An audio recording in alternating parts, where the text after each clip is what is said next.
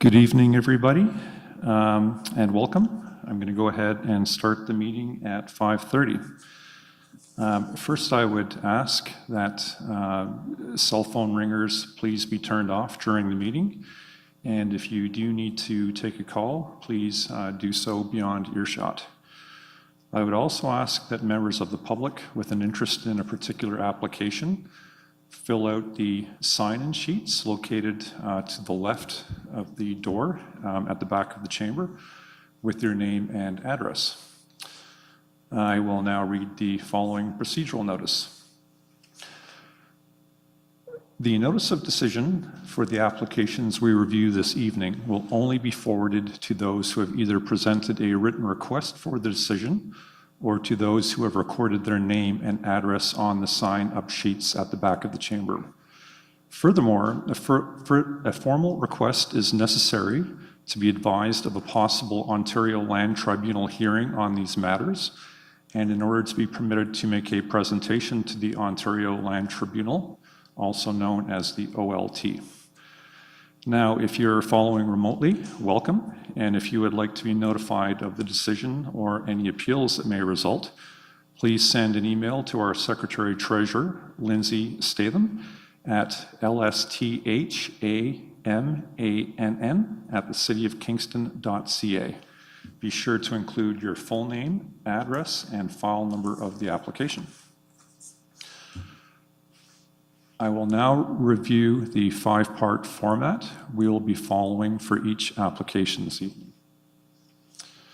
First, I'll introduce the application and invite the applicant or their agent to come up and sit to my right at the speaker's area, which has a microphone that is activated by pushing the red button. At this time, I would ask that you please state your name and address for the record. I will then give you the opportunity to add anything further to the application. For the second step, I'll invite members of the committee to ask questions to the applicant, their agent, or staff. The third step in the process is the public portion of the meeting. Members of the public can come up to the speaker's area to my right, or raise your virtual hand in Zoom if you're following along remotely.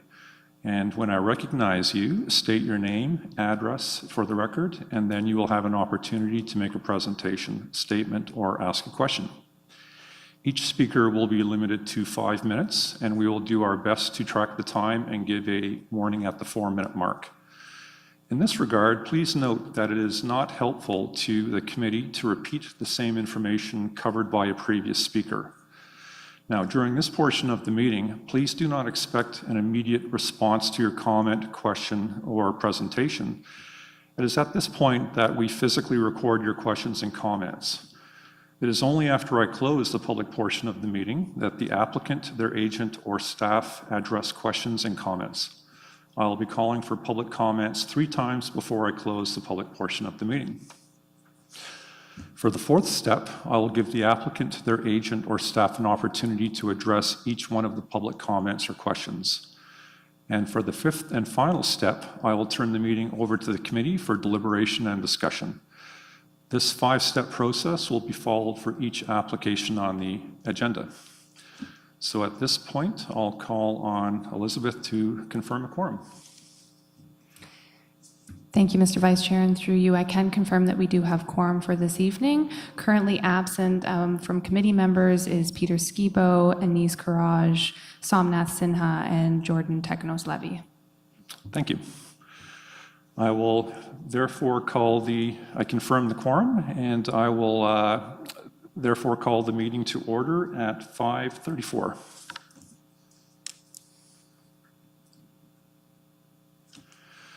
My understanding is we have 2 pieces of correspondence that will form an addendum to the agenda. Those being letters regarding 97 Queen Street and 739 and 741 Johnson.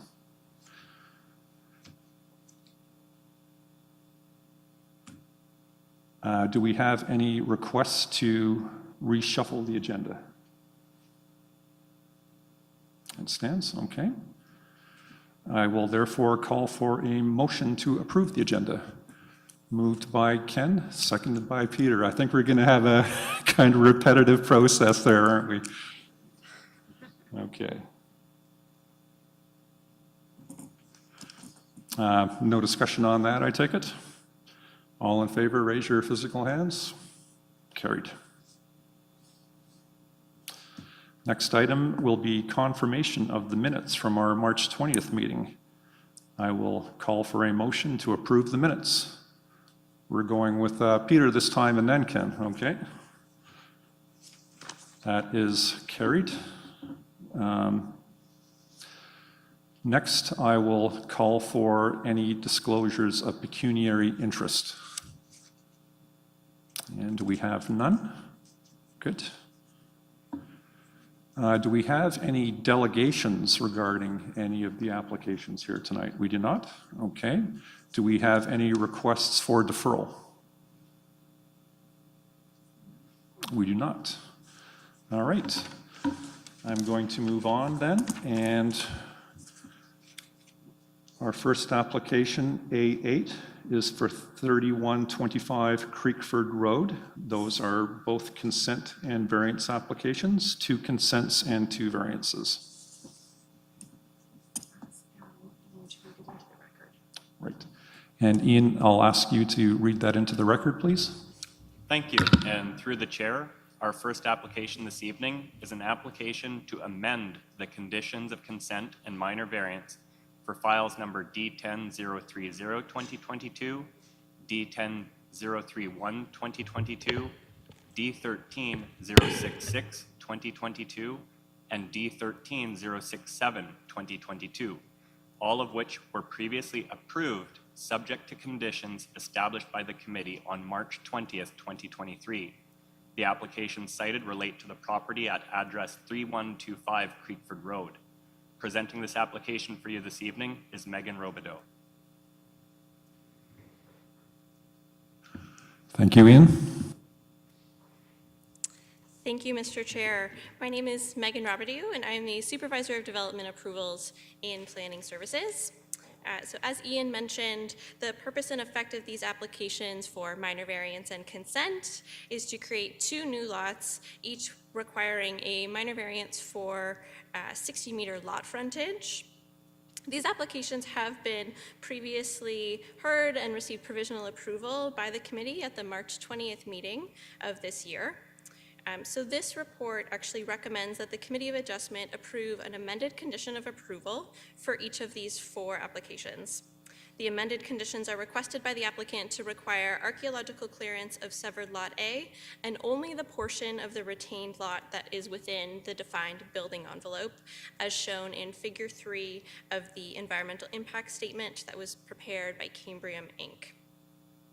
Approval of the amended conditions will allow the applicant to proceed with a scoped assessment of the retained lot, as opposed to obtaining archaeological clearance for the entirety of the retained lot in accordance with the latest recommendations of Heritage Services staff. As a reminder, the subject property is located on the south side of Creekford Road and is currently developed with a single detached dwelling, which is proposed to remain on severed Lot B. The property contains significant portions of environmental protection area, significant wetlands, and significant woodland. These areas are concentrated on the south and east portion of the lot. As a result of these natural heritage features on the property, the applicant was required to submit an environmental impact study as part of their original submission, which was prepared by Cambrium, Inc. This study recommended that the land disturbance footprint on severed Lot A and retained Lot C be limited to the development envelope that's shown here on Figure 3. This figure can also be found in Exhibit G of the staff report. The conditions of approval included in the notice of decision at the March 20th meeting incorporated this recommendation of the environmental impact study. So the amended condition that's requested by the applicant and is recommended by staff, as shown here in orange, would require the archaeological clearance of severed Lot A and only the portion of the retained lot that's within the defined building envelope shown on Figure 3. Subsequent to committee's meeting held on March 20th, Heritage Services staff have redefined their approach and responsibilities regarding archaeological conditions and requirements, which differs from the approach that was applied to these applications in staff's recommendation on March 20th. The city's archaeological master plan provides recommended guidelines for the approach used in the development review process for all land disturbance applications within the city. Under Section 6 of the master plan, it's noted that in the case of rural severances, only the land disturbance footprint need be assessed unless that footprint exceeds 50% of the area of the lot that's created.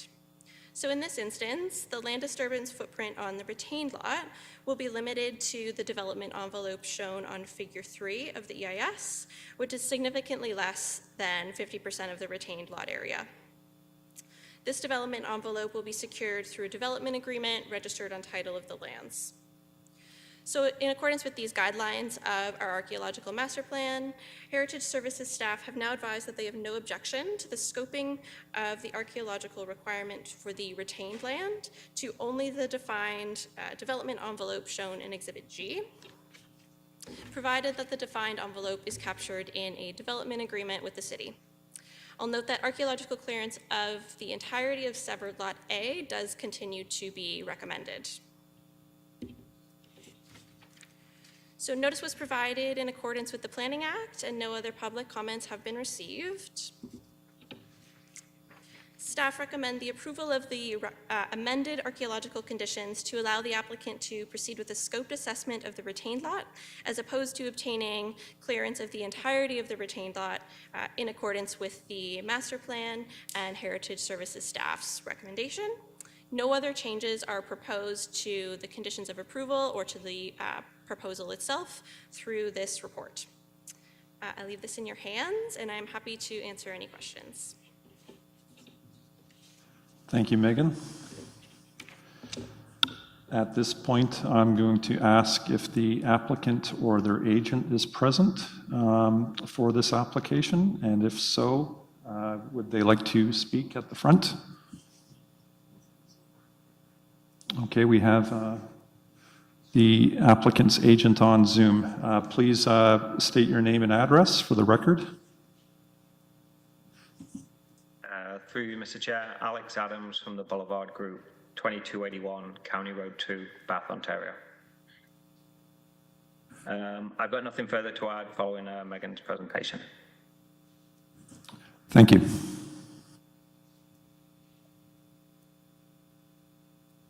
I'm going to ask the committee if they have any questions to ask of the agent. I do have a question to ask of staff. I completely empathize with the applicant's desire to minimize cost and avoid unnecessary work as relates to archaeological study. That makes perfect sense to me. But I have a question based on the sequence of events and based on how I best understand it. So I'll preface my question with my understanding of the sequence.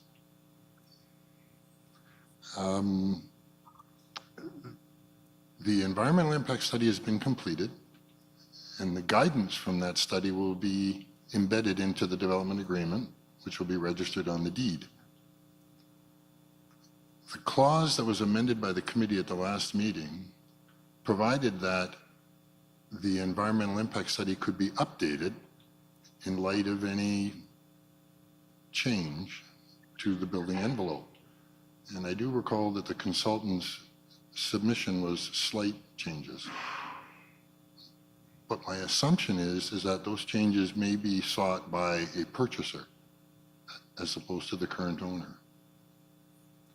Conversely, the archaeological study is to be completed prior to the development agreement and the results embedded into the agreement, if anything, meaning that there's no way that I can see to follow up with archaeological work should an updated environmental impact study determine a different building envelope.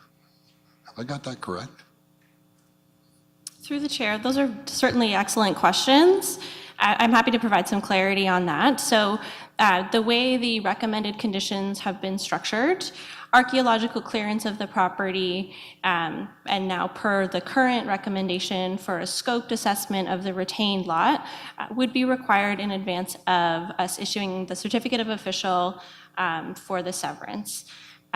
Whereas the recommendations of the environmental impact study would be included within a development agreement that's registered on title of the land and continue to exist in perpetuity following the severance becoming official. So if I understand your question correctly, you're wondering how we would best ensure archaeological clearance in the future should the applicant seek an amendment to the building envelope area?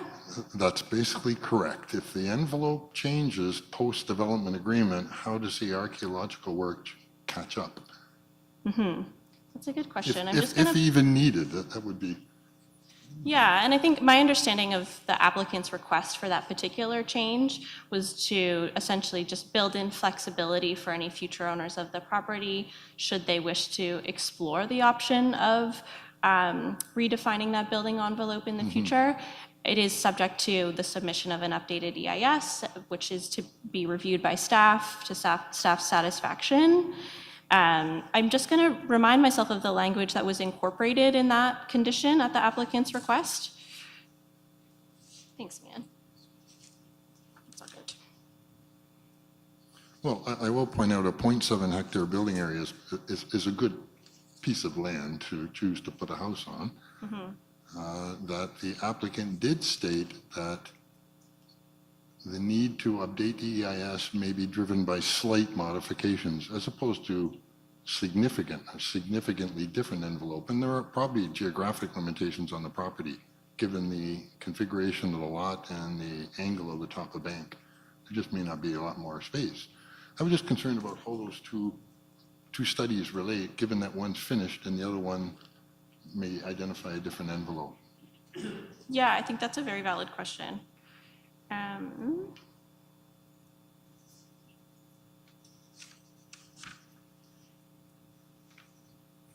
guess the short question is there's no way to update an archaeological assessment to match the environmental impact study that's updated.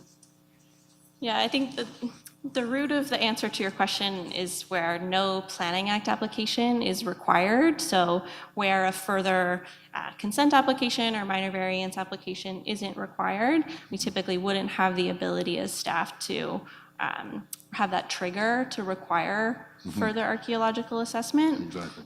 So that is a great question.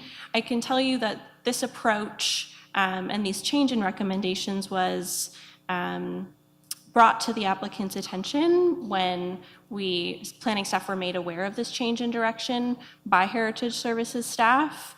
As you'll note on the agenda this evening, this approach of scoping an archaeological assessment where there is a defined building envelope as a result of an EIS has been applied on all of the rural severance applications on tonight's agenda. So I think our goal was really just to provide a consistent and fair approach there, especially given that the applicant had specifically asked about this type of a change in conditions at the March meeting.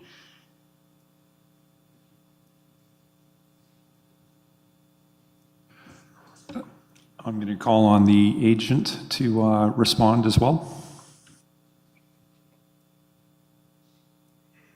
Through you, Mr. Chair, just to add further to the question, I anticipate the archaeological assessment will extend slightly beyond the bounds of the currently shown development envelope to potentially cover any future expansion of that.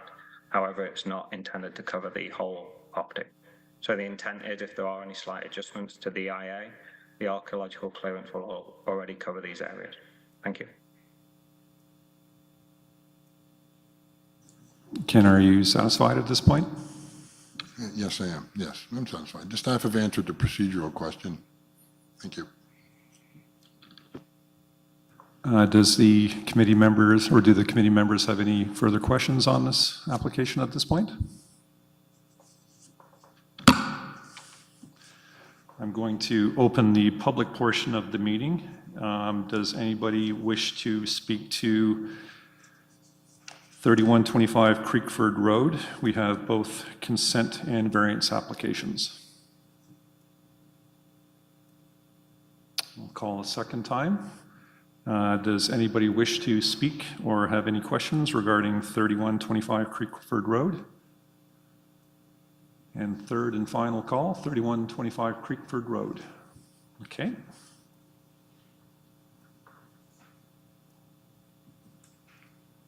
Going to close the public portion of the meeting. Do staff or the applicant's agent have any more comments at this point? No? Okay. So I'm going to turn it back to the committee to make a motion at this point. I'd like to make a motion to approve the staff recommendation. Okay, moved by Ken, seconded by Peter, and I concur. So carried.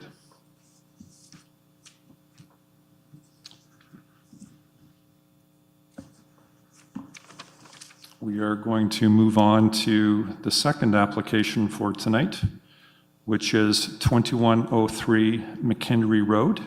Here we have a variance.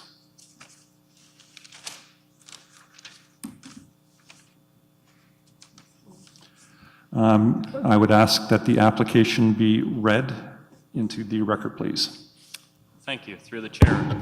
Our next application on the agenda is an application for permission for file number D13-015-2023 for the address 2103 McHenry Road. Ricardo Peggy will be giving the presentation for this application. Thanks, Ian. Thank you.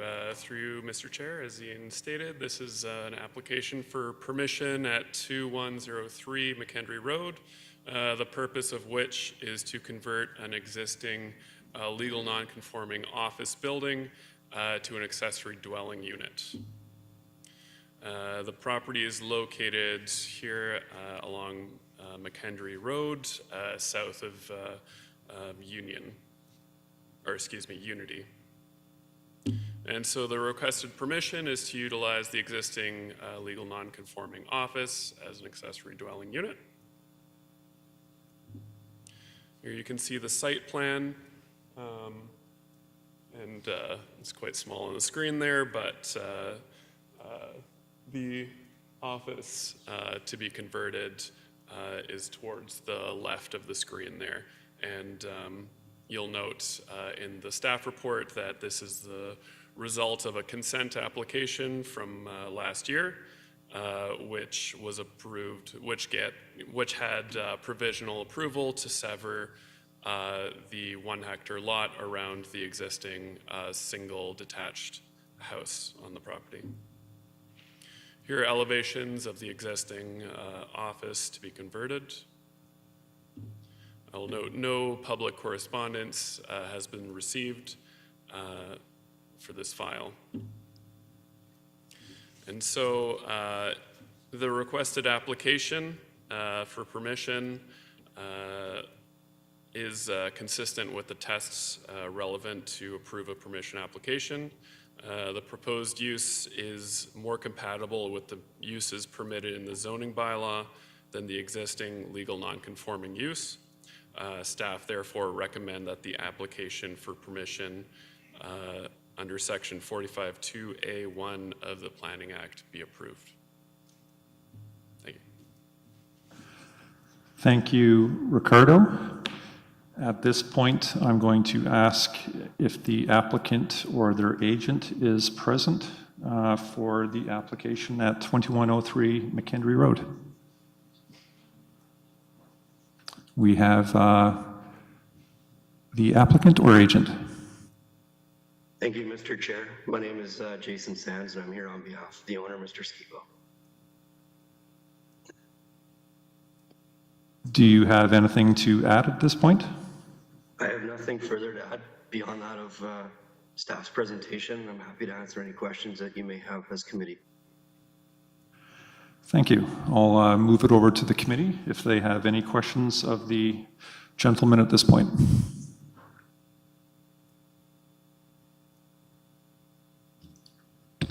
Yeah, the only question I had a little trouble looking at the site and again, could not go back in the back there. When I saw the address, I was assuming they were talking about the house at 2103, but I'm assuming that's on that severed lot next to the one that's not in question. But going through the information, it appears that the building that's going to be converted is a small building out by the in behind 2087. Is that correct?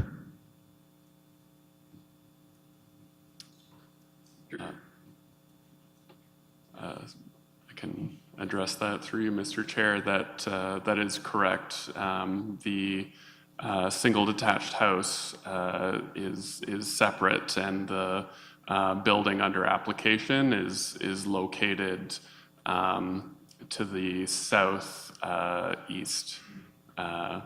southwest, among another cluster of industrial buildings. Yeah, that's fine. That's basically, I just wanted clarification on that because it wasn't really clear when I went out there. So, but thank you. That's what I needed to know. Ken? I have two questions of staff again. Is the building, office building vacant at this point in time? Is it a vacant building at the moment? Through you, Mr. Chair, it's unclear. I believe the building has been used for office purposes, accessory to the previous use of the property as a brick-making factory, I believe, and current use as a repair shop.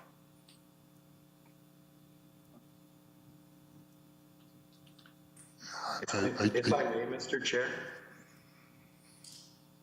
Yes, go ahead, please.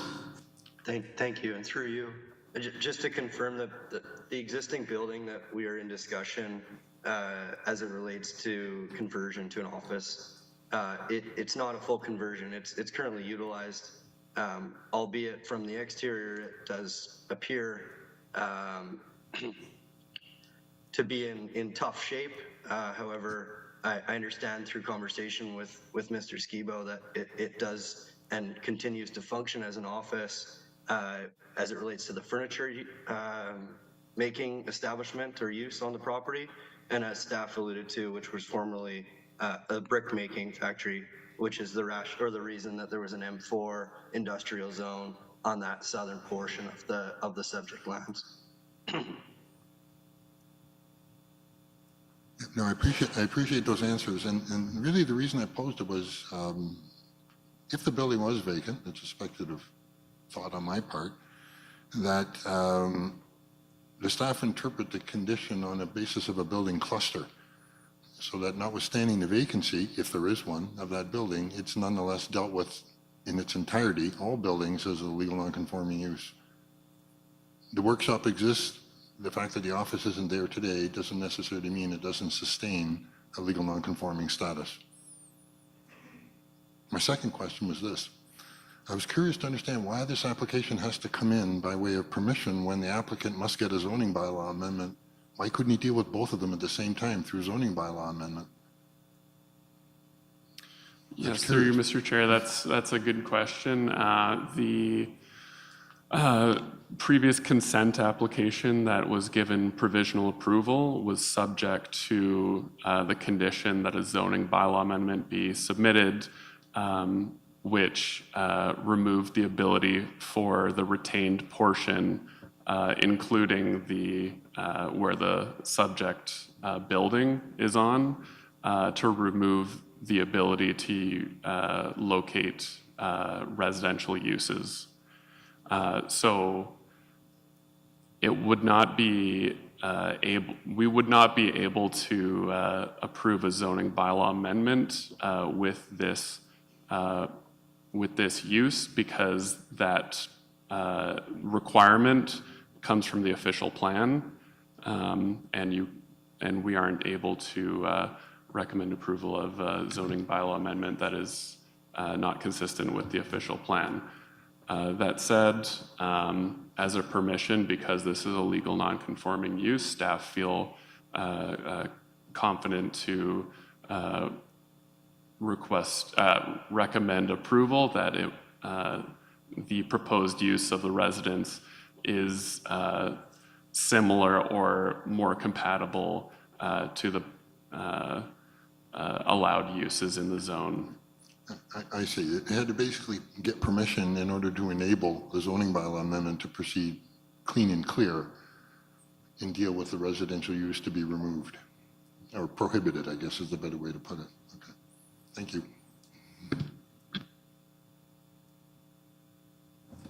If that concludes the committee's questions at this point, I will open the public portion, or the public portion of the meeting. Does anybody wish to speak to the application for 2103 McHenry Road, which is a minor variance? I'll ask a second time. Anybody interested in speaking to 2103 McHenry Road? And a third time for 2103 McHenry Road. Okay, I will close the public portion of the meeting. Are there any more comments from staff or the applicant's agent at this point? Nope, okay. I will turn the application back to the committee to make a motion at this point then. I'll move the staff recommendation. Moved by Ken, seconded by Peter, and Dave concurs, so carried. Unanimous. We will now move on to our third application this evening, which is 97 Queen Street, and that is for a minor variance. I'll ask this application be read into the record and for the assigned planner to take over the presentation. Thank you. Through the chair, next on the agenda is an application for permission for file number D13-076-2022 for address 97 Queen Street. Sarah Oldenberger will give the presentation for this application. Thank you, Ian. Thank you, and through the chair, this is an application for permission at 97 Queen Street. The purpose and effect of this application is to renovate the legal non-conforming single residential dwelling municipality known as 97 Queen Street to create a legal triplex on the subject property. Next slide, please.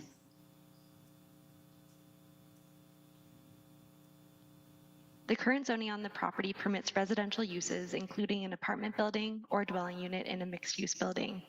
An apartment building has 4 or more dwelling units which share common external access to the outside through a common vestibule and corridor system.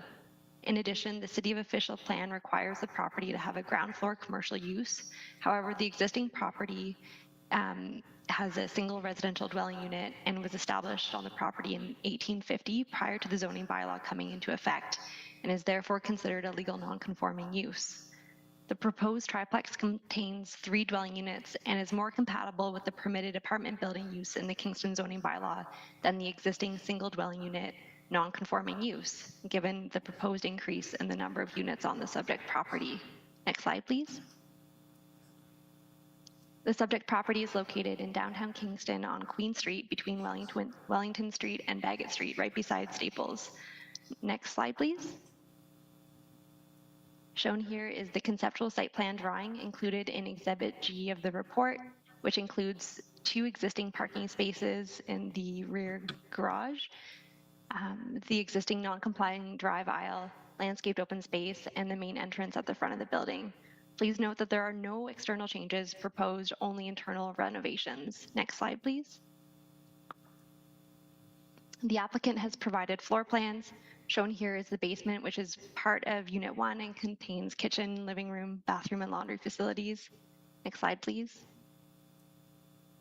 The first floor includes a joint vestibule entrance and the other half of Unit 1, so including 3 bedrooms, a bathroom, and stairs to the basement. Next slide, please. We also have the 3rd floor, which includes Unit 2, or sorry, the 2nd floor includes Unit 2, and on the next slide, we have the 3rd floor, which includes Unit 3. Next slide, please.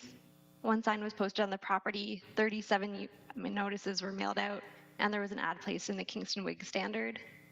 One comment has been received regarding this application. The comment was from a tenant residing on the top floor and has question regarding tenancy and storage of belongings, and wondering how this application will affect their living situation as well as utilities and access to the building. And staff understand that while these matters are very important, they appear to be more related to the Residential Tenancy Act rather than the Planning Act. And next slide, please. So the proposal meets both tests under the section of the Planning Act relating to permission and is being therefore recommended by staff for approval, subject to the conditions in Exhibit A. The approval of this application will allow for the renovation of the existing non-conforming solely residential dwelling unit to create a legal triplex on the property. I believe that the applicant, both Jason Sands and Adams from the Boulevard Group, are here this evening to answer questions related to the proposal. Staff are also available to answer any questions. Thank you. Thank you, Sarah. At this point, I'm going to ask if the applicant or their agent is present for the application at 97 Queen Street, and we have a gentleman on Zoom. So if you could state your name and your relationship, sir. Thank you, Mr. Chair. My name is Jason Sands. I'm a registered professional planner, and I'm here on behalf of the owner this evening as their agent. Thank you.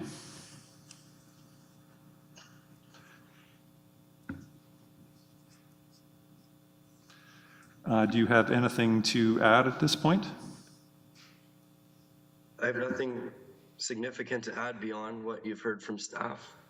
Aside from, we also have received the piece of public correspondence, and as alluded to by staff, I don't know the specific desires of the owner with regards to the existing residents on site.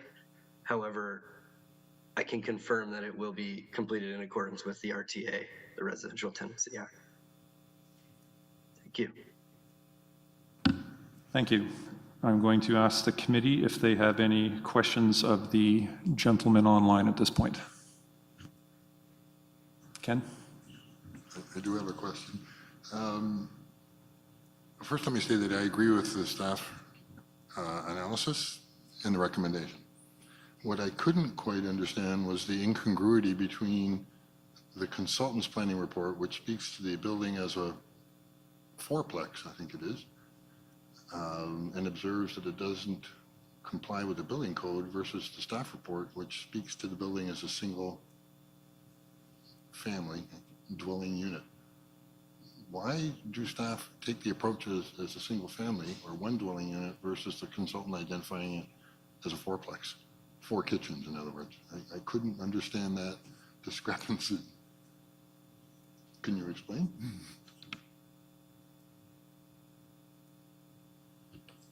I'm happy to answer that question through the chair. So as a part of any permission application such as this, obviously we would be looking to confirm whether the city is in agreement with the legal non-conforming status that the applicant is requesting on the property.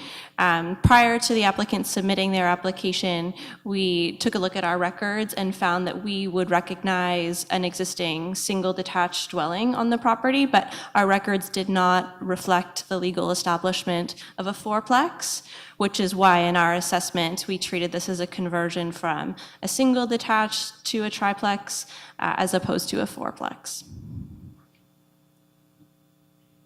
And through you, Mr. Chair, if I may. Yes, go ahead, please. Just if I may provide some further clarification to that beyond of staff with respect to the position of my report.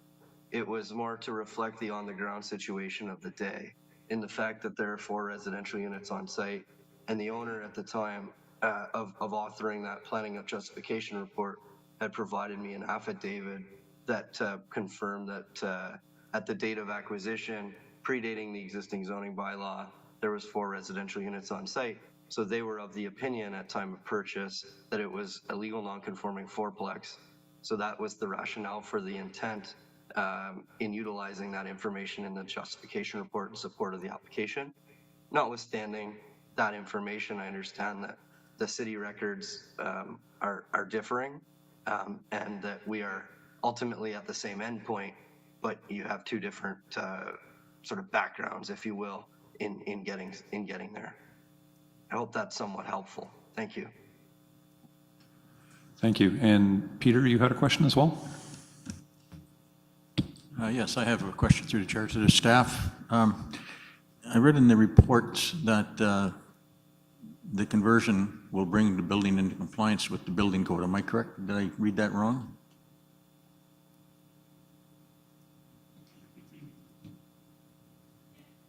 I can speak to that if you wish. So through the chair, thank you. We had suggested through the pre-application process that the consultant or the owner hire somebody who's familiar with the Ontario Building Code to confirm that the conversion will comply with the Ontario Building Code. So the floor plans, as I understand, were done by a consultant that is qualified in that regard to ensure that it would be possible.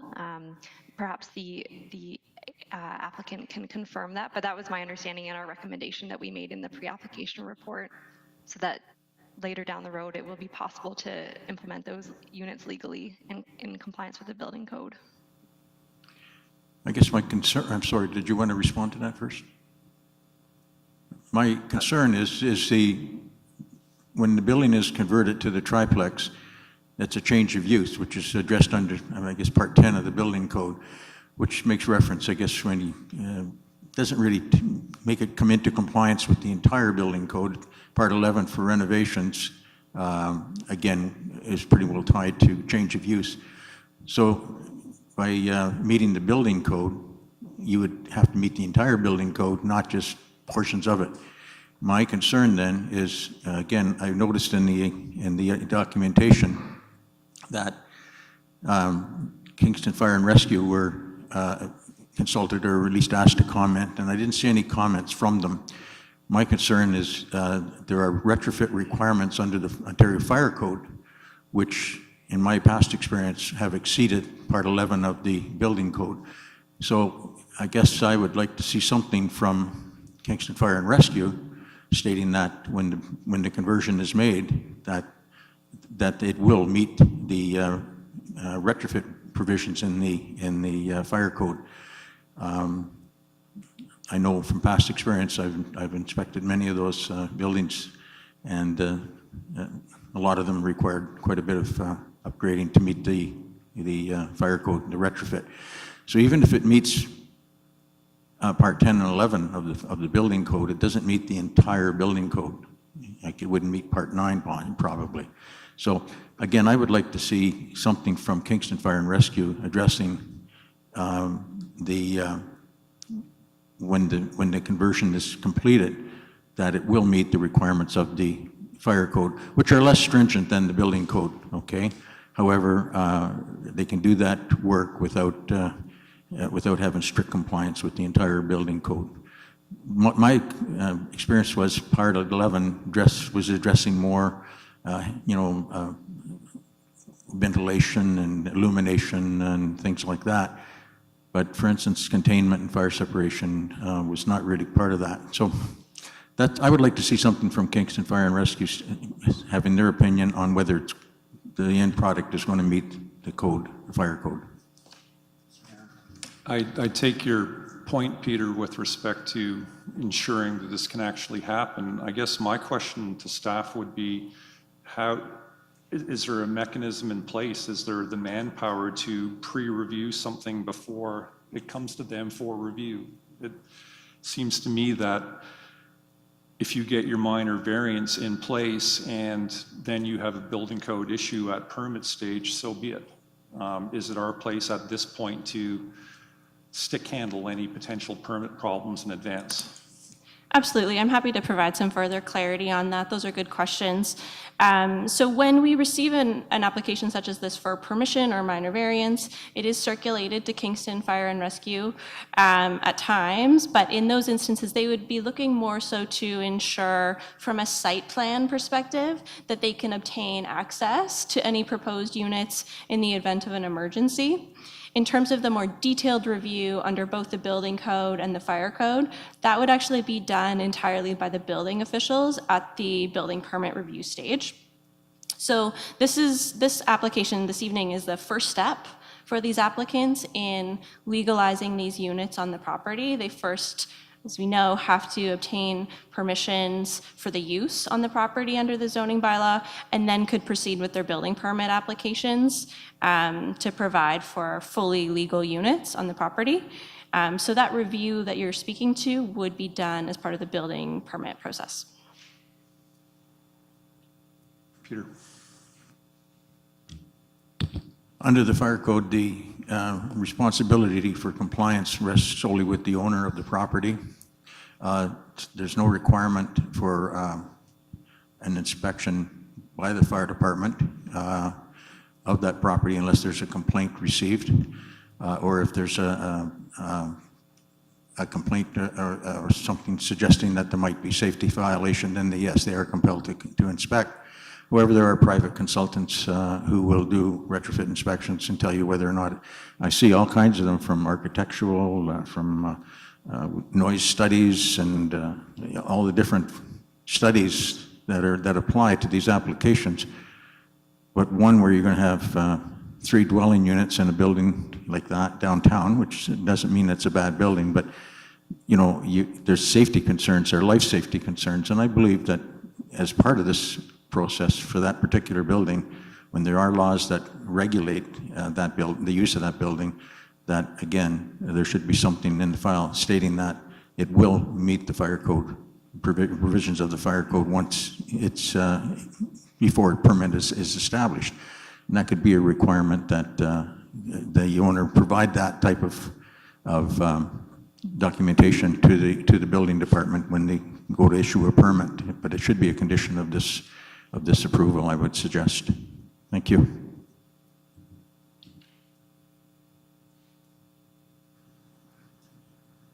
Peter and Ken, you're both satisfied with your questions at this point? If so, I'll open the public portion of the meeting.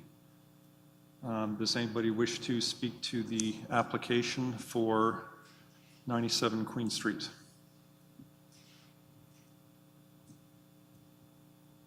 I'll call a second time. Does anybody wish to speak to the application for a minor variance at 97 Queen Street? And a third time, 97 Queen Street. All right, I will close the public portion of the meeting. Do staff or any members of the public have any more comments? They do not. Oh, we have the agent. Go ahead, sir.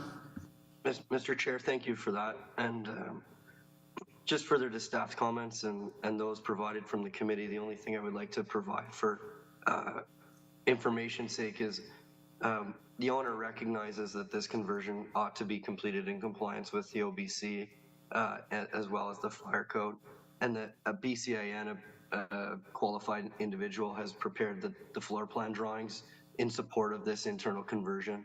So there's relative confidence from the owner's perspective that this conversion to 3 residential dwelling units will be able to be successfully accommodated should they garner this approval this evening. So that preliminary work has been initiated and completed, and they look to carry those approvals through to the next steps as required. Thank you. Thank you, sir. I'm going to turn it back to the committee to make a motion at this point. Oh, Ken, go ahead. Before I make a motion, I'd like to speak to Mr. Reddy's letter, the gentleman that wrote.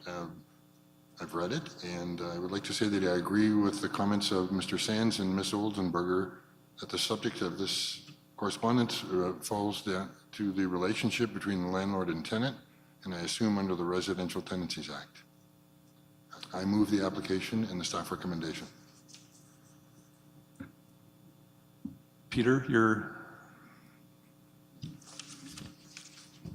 As I mentioned, I would be willing to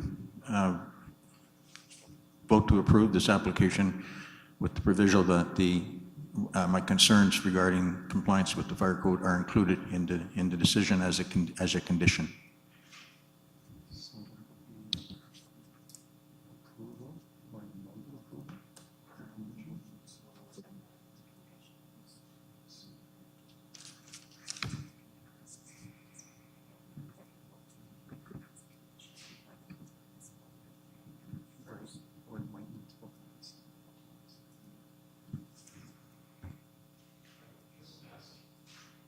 I would just ask staff at this point to give us a bit of guidance with respect to amending the approval to include the condition that Peter is looking for. If you could give us some guidance on that.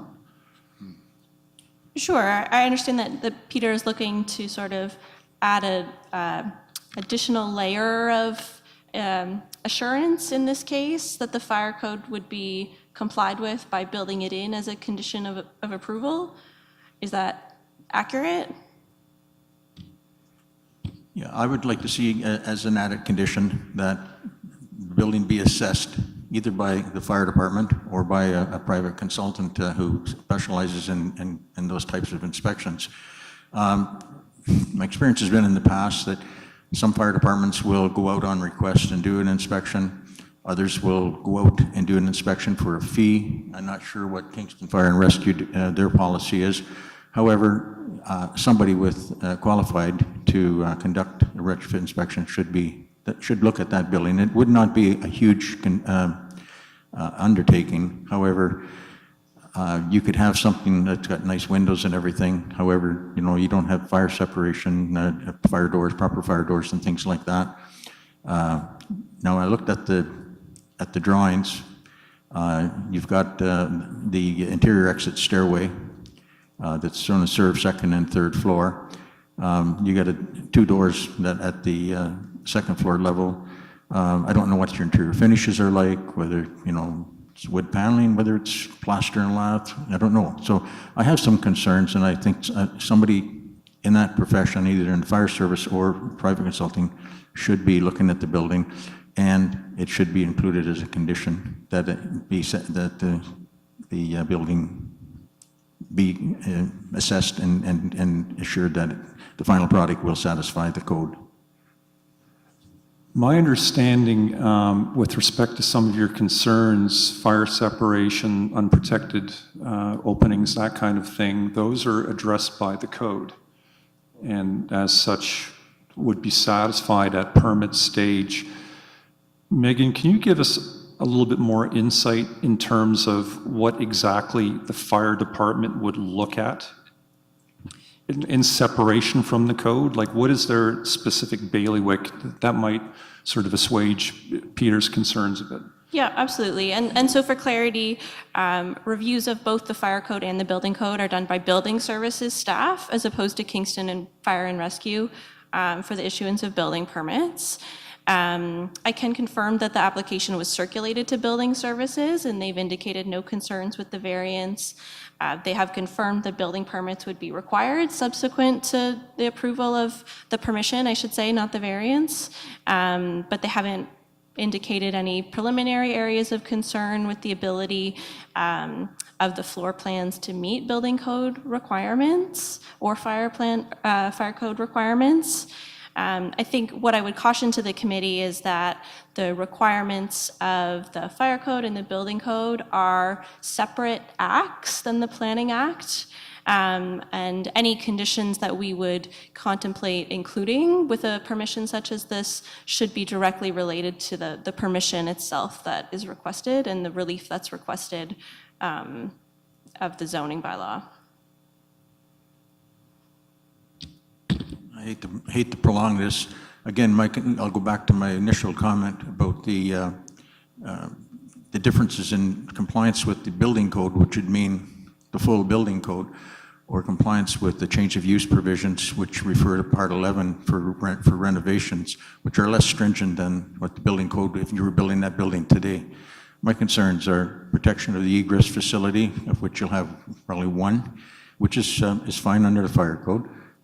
You've got fire separations between the units. You get fire separations between floors, things like that. There's, again, my experience in the past is if those buildings have not been retrofitted, quite often they will lack it. And I question whether or not, if they're looking at issuing a building permit for a change of use, whether or not it would cover my concerns related to what I've just discussed. So I think there's some reference in the condition that the assessment prior to issuing of a permit will involve an assessment of that building as it relates to the fire code, in degree of compliance with the fire code.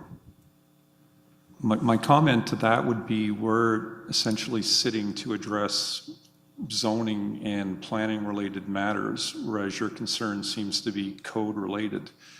If the variance was to go ahead and in theory give permission for this, and the building itself wasn't able to comply, then this whole discussion is moot. It won't go anywhere at permit stage.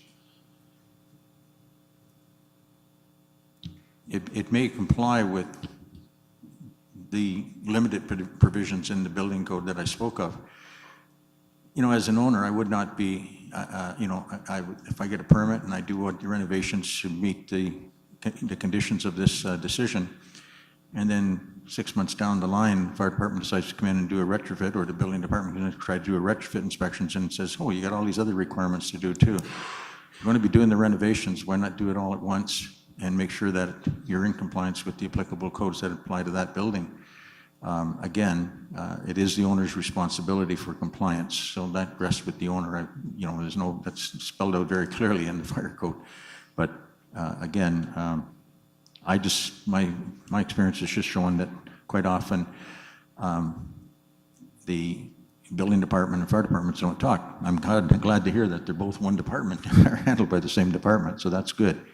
But again, as long as the same weight is given to the fire code as the building code, which seems to reference the building code a lot, but it didn't reference anything in the fire code. And when I saw Kingston Fire and Rescue, you explained it that they're more concerned with access and things like that. So I appreciate that. However, there are some requirements, and again, they're intended to save lives in the event of a fire.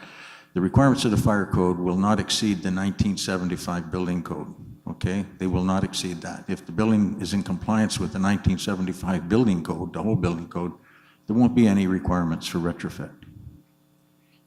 So if I'm understanding, your concerns regarding access have been addressed by Fire's comments at this point. Am I correct in that?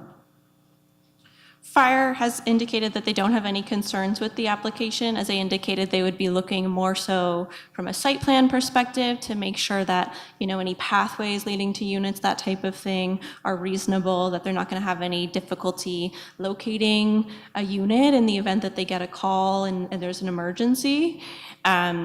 Whereas the specific details under the fire code that are more construction related would be dealt with in the building permit review. So yes, I can absolutely reassure you that both the building code and the fire code are reviewed in their entirety in the review of building permit applications. We can, I'll settle in just have the minutes reflect that in our minutes. Would you mind doing that? That would satisfy me. Thank you. Thank you, Peter. Ken? Did I understand you correct, Megan, that this application, when the conversion takes place, is subject to site plan control? This application being for a total of 3 units would not be subject to site plan control. So following the approval of the requested permission, they would move to a building permit application stage. I think I heard Peter say that he found a solution to satisfy himself, so I'll hold my comments. I had a suggestion to make, and maybe it's a question to make. Is it possible to add to these recommended conditions a note, which is not a binding condition. It's simply information to the applicant. Can that be attached to the end? I've never seen one in my 2 committee meetings yet, but I wondered. That's a good question. I'm not sure if I've seen that either. We certainly would sometimes provide to the applicant advisory notes in the technical review conditions, which are provided to applicants. And those technical review conditions do acknowledge that a building permit application will be required subsequent to the approval of this application. In other words, leave it clean the way it is your preference. I've seen these on the dash site where staff respond to a first submission and give instructions on what's needed. Precisely. Inform the applicant of what's required moving down the line. Yep. Thank you.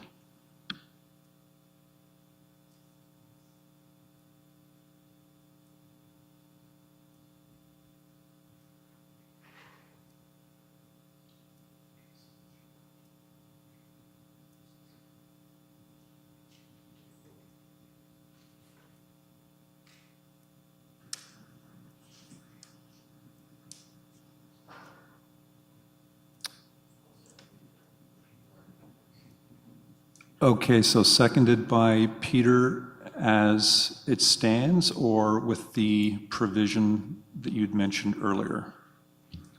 No, I'm satisfied with the planning staff that both the OBC and the Ontario Building Code and the Ontario Fire Code will be assessed at the time of permit, and that to ensure that the building meets both of those regulations. And I would, as long as those assurances are captured in the minutes, I would be satisfied. Fair enough. Ken? I'll move the staff recommendation. All right, can we have a show of hands? All in favor, physical show of hands? 3 out of 3, carried.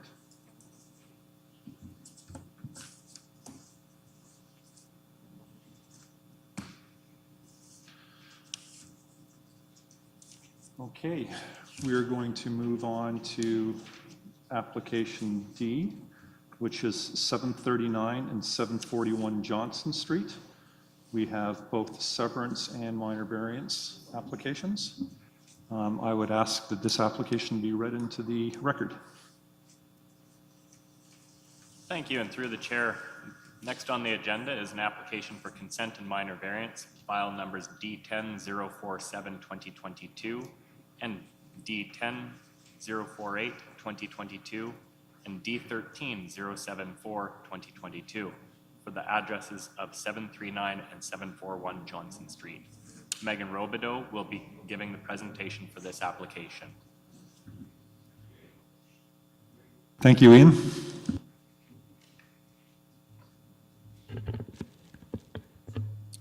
Okay, through you, Mr. Vice Chair, I will be presenting staff's recommendation on these applications this evening in Ms. Stamon's absence. So the purpose and effect of these applications for minor variance and consent is to create one new residential lot with 11 meters of frontage on Graham Avenue. The subject properties include 2 lots located at the northwest intersection of Johnson Street and Graham Avenue.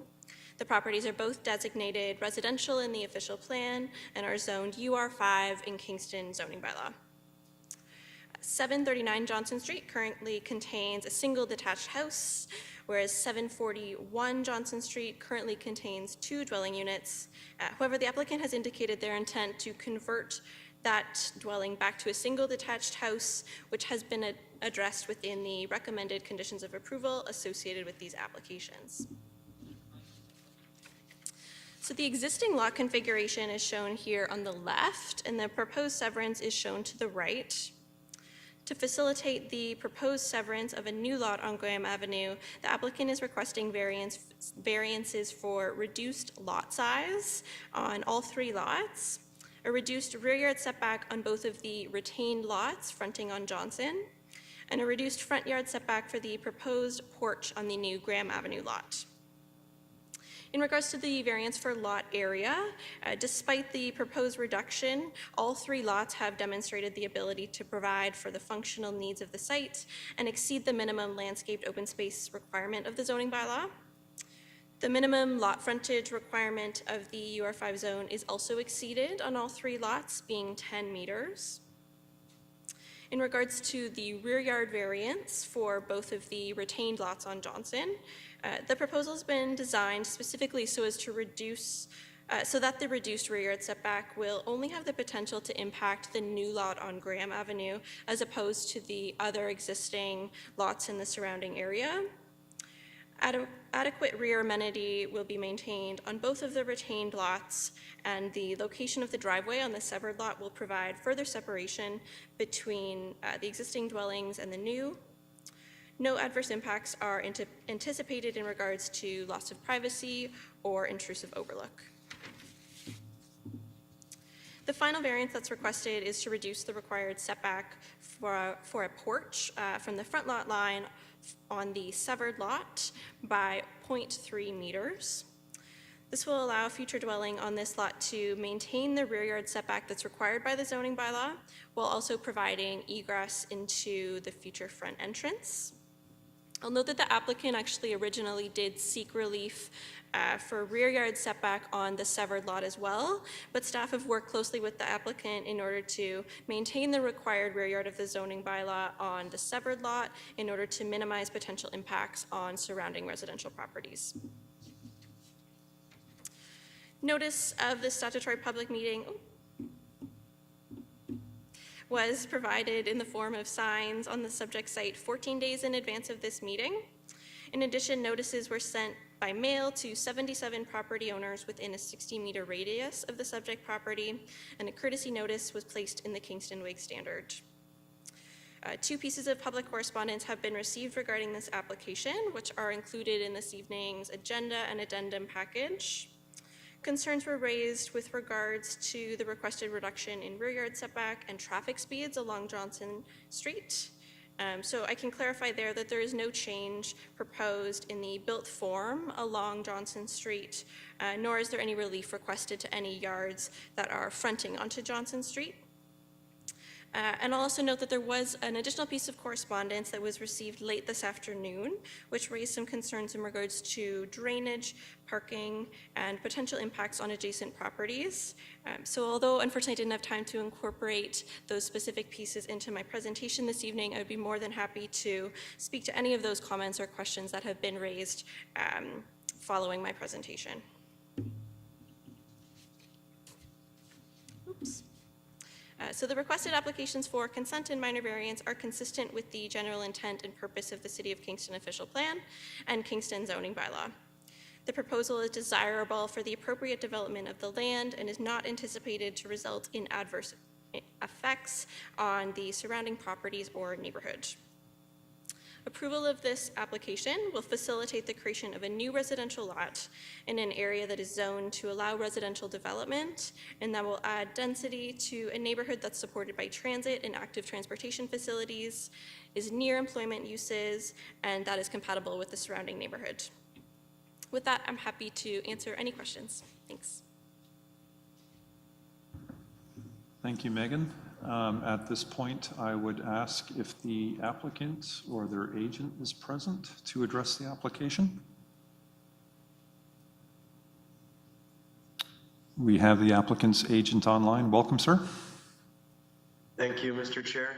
My name is Jason Sands, and I'm here for one more this evening on behalf of the owner as the agent. Thank you. I have nothing further. Sorry, I have nothing further to add to staff's overview. I've also received the report, the public comment that was received late this afternoon.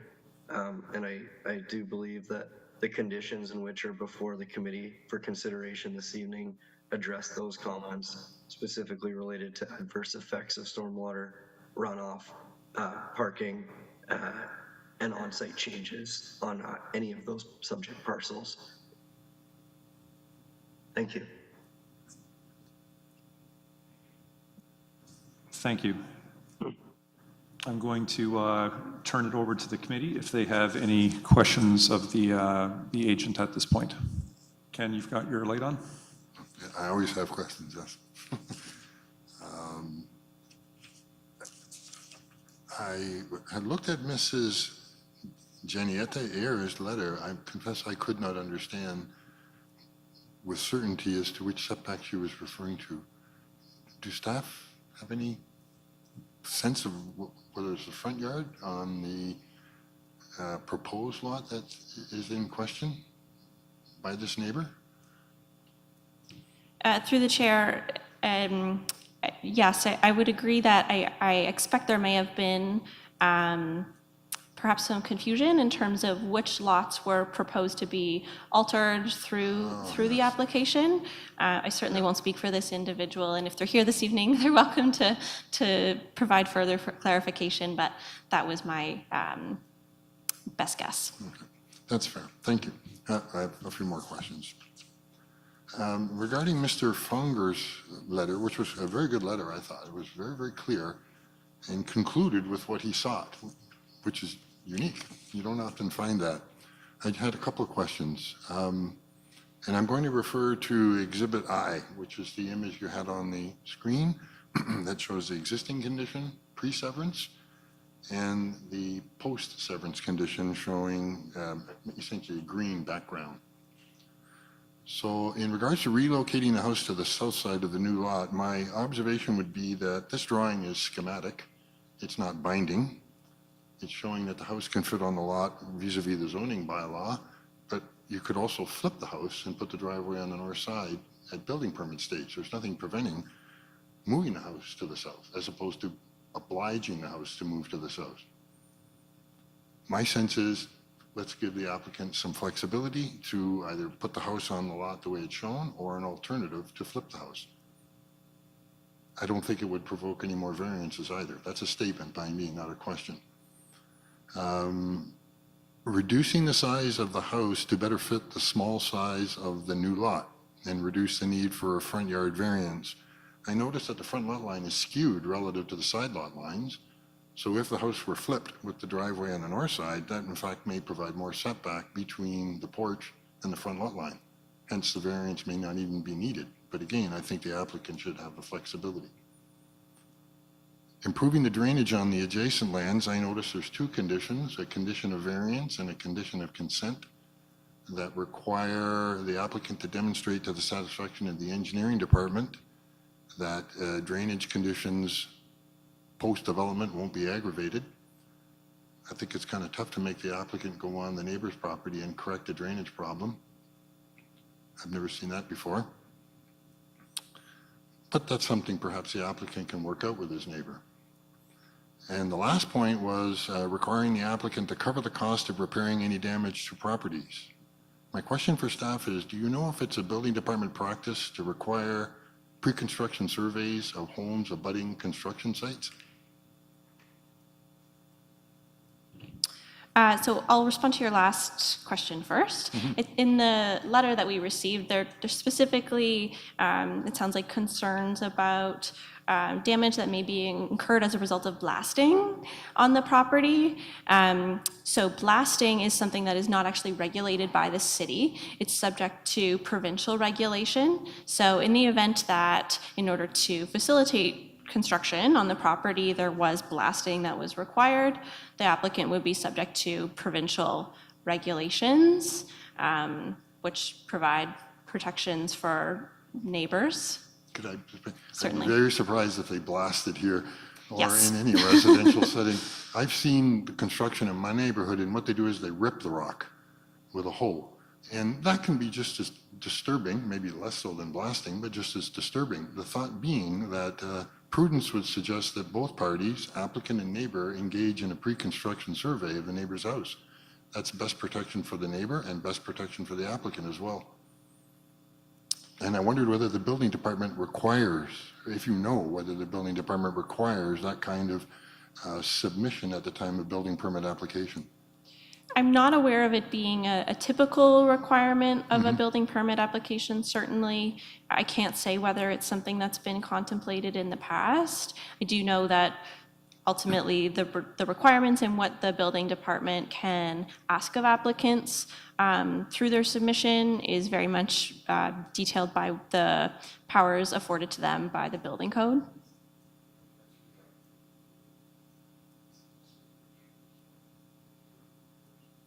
and for the neighbor to protect themselves as well. Engage in the survey as simply good business practice. The only piece I might caution again is that I would wonder if that concern would be related more so to ultimately the building permit process and the construction on the property than it is the severance and variances that are before us tonight. Oh, I completely agree with you on that point. Yeah. It's a building permit matter, not Yeah. a zoning bylaw matter. Yeah. Those are my questions, Mr. Chairman. Go ahead, Peter. I just saw that letter when I come in this evening, so Ken fortunately printed it off, and I got a chance to read it quickly before the meeting started. Putting the house, I looked at that as well, putting the house, flipping the house to the other side of the lot, but I think then you're into setback problems. Right now, the driveway is right up against the lot line where the house would have to be, correct me if I'm wrong, 3 meters from the lot line? So the zoning bylaw requires a minimum interior setback in this zone of 0.6 meters and a total aggregate side yard setback, so the total of both sides of 3.6 meters. So theoretically, it could be flipped. I suspect, and I'll certainly invite the applicant to speak to it as well, that this approach may have been taken in order to provide that the side of the property that has the smaller setback of the two, being the minimum 0.6 meters, is abutting driveway to the north, as opposed to abutting another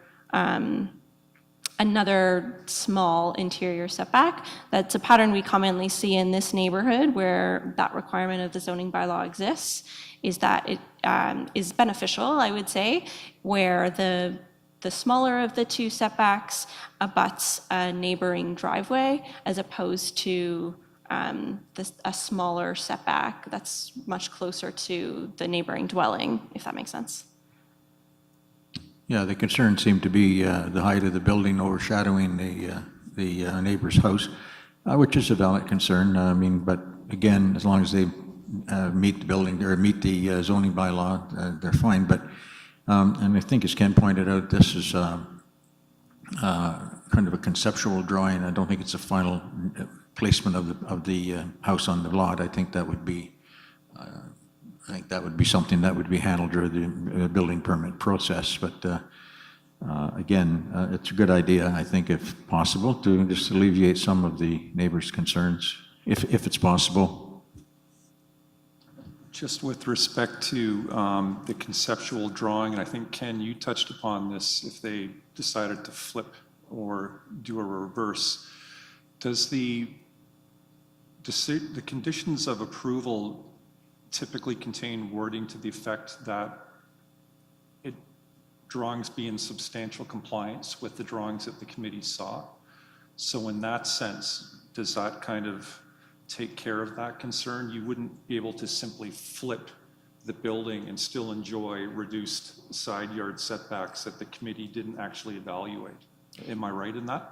That's correct, and I did want to raise that point. So ultimately, the site plan in this instance would be attached to the notice of decision of whatever committee's decision is in this instance.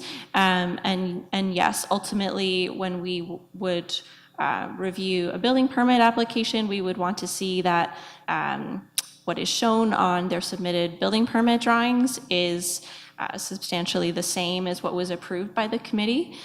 So while we could look to work with the applicant to see if they've contemplated a different site plan configuration and see if it's feasible to flip the site, we would want to have an updated site plan drawing, I would think, to include with the notice of decision so that they don't run into problems down the road with proposing something that is substantially different from what was approved by the committee.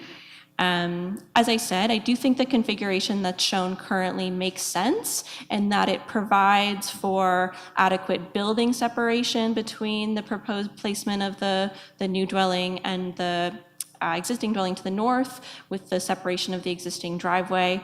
And as we've discussed, the proposal is compliant or has demonstrated that it has the ability to be compliant in terms of side yard setback as well as building height. And so as a result of those pieces, we wouldn't be expecting any adverse impacts in regards to the adjacent property to the north.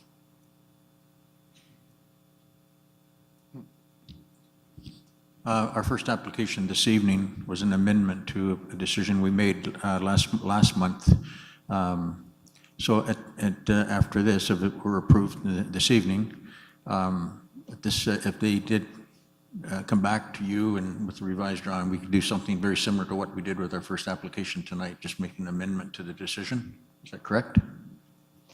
That's correct. The applicant does have the ability to come back to the city and committee with a request for amended conditions and for staff to then proceed with an amending condition report similar to that what you saw earlier tonight.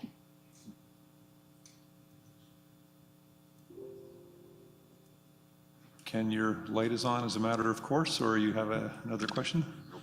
No more questions. That being the case, I'm going to open the public portion of the meeting. Do we have anybody in attendance for 739 and 741 Johnson Street? Sir, if you would like to come up and come to the speakers portion of the chamber, there's a microphone there which you can activate by pressing the red button. I would ask you to give your name and address, please.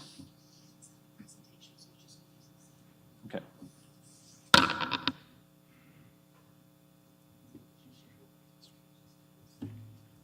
they go back and forth? Just these guys? Okay.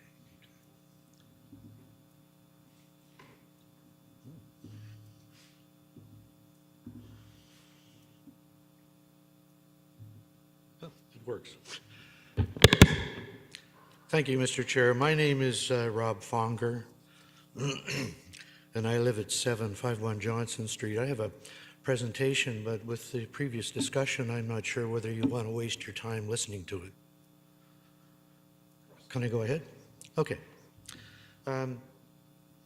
We abut the western boundary of the subject lands, and I'm here on behalf of myself and my neighbor, Mark Surrett, who lives at 8 Graham Street. Unfortunately, he's out of the province, so he couldn't attend tonight. I discovered notice of this last Friday when I returned from holiday, and I apologize for the late submission, but I didn't have much time to look into it. My wife Agnes and I have owned and lived in the property next door since the mid-1970s.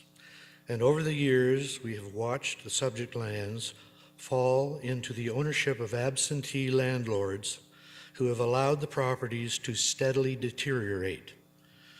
741 Johnson is a house that was already divided into 3 apartment units when we purchased our house. In recent years, the owner converted the rear yard into a parking lot for use by the tenants. This involved importing several loads of gravel, which raised the elevation on 741 Johnson and obstructed the drainage flow from our property. It also resulted in a loss of landscaped open space and reduced privacy for our backyard. 741 has provided reasonably priced rental accommodation for groups of students and others, but with each year, the demand for parking by tenants has increased. Unfortunately, parking requirements are based on unit count instead of bedroom count. But the need for parking is steadily increasing in rental accommodation, especially with current city parking restrictions. When these went into effect a couple of years ago, it started to create a problem that is increasing. 739 Johnson was family occupied and sold into absentee ownership several years ago and appears to have been occupied by students ever since. The illegal parking space noted in the staffing report on Graham Avenue confirms the demands for parking by the tenants. Together, these two properties have provided 14 bedrooms of reasonably priced rental accommodation for many years. As the approval of the proposal would result in 3 single-unit dwellings, one of new construction, it is difficult to understand how the proposal is consistent with Council's Strategic Plan Amendment, Theme 2, Increase Housing Affordability, as suggested on page 1 of the staff report. And the staff report does not mention how the proposal is going to increase housing affordability.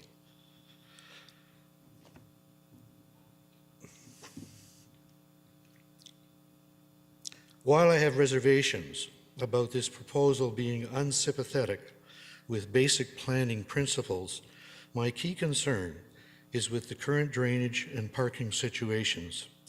If these situations can be improved via the appropriate conditional approval of this application, that would be welcomed.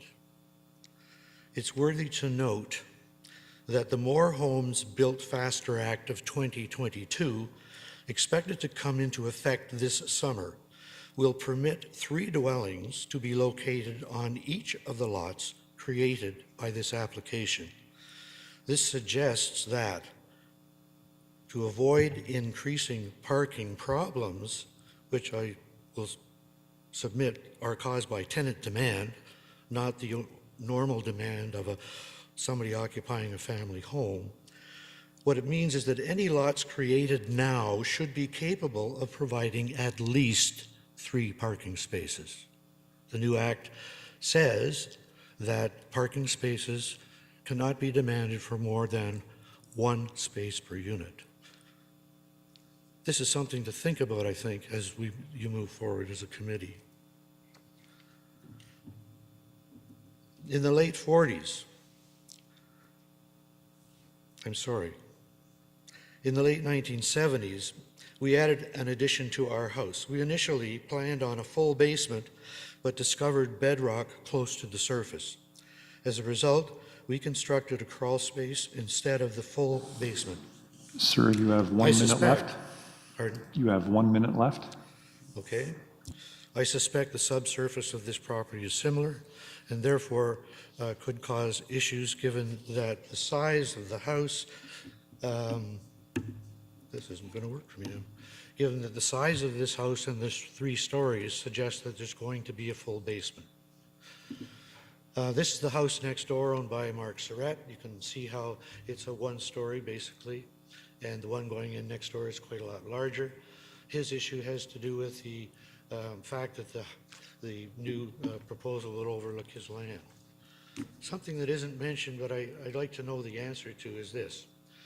This is the telephone pole that sits in the middle of the proposed driveway. I don't know what it costs to move a telephone pole, but there's lots of wire on it. And if the property were flipped, it would mean that the driveway going on the north side would serve the purpose not only of saving the moving of the telephone pole, but it would also provide more distance between the construction pit and Mark's house. And both of these things recommend that the plan be changed in that regard. I mentioned all. Thank you. Thank you. Do we have anybody else that would like to speak to the application for 739 and 741 Johnson?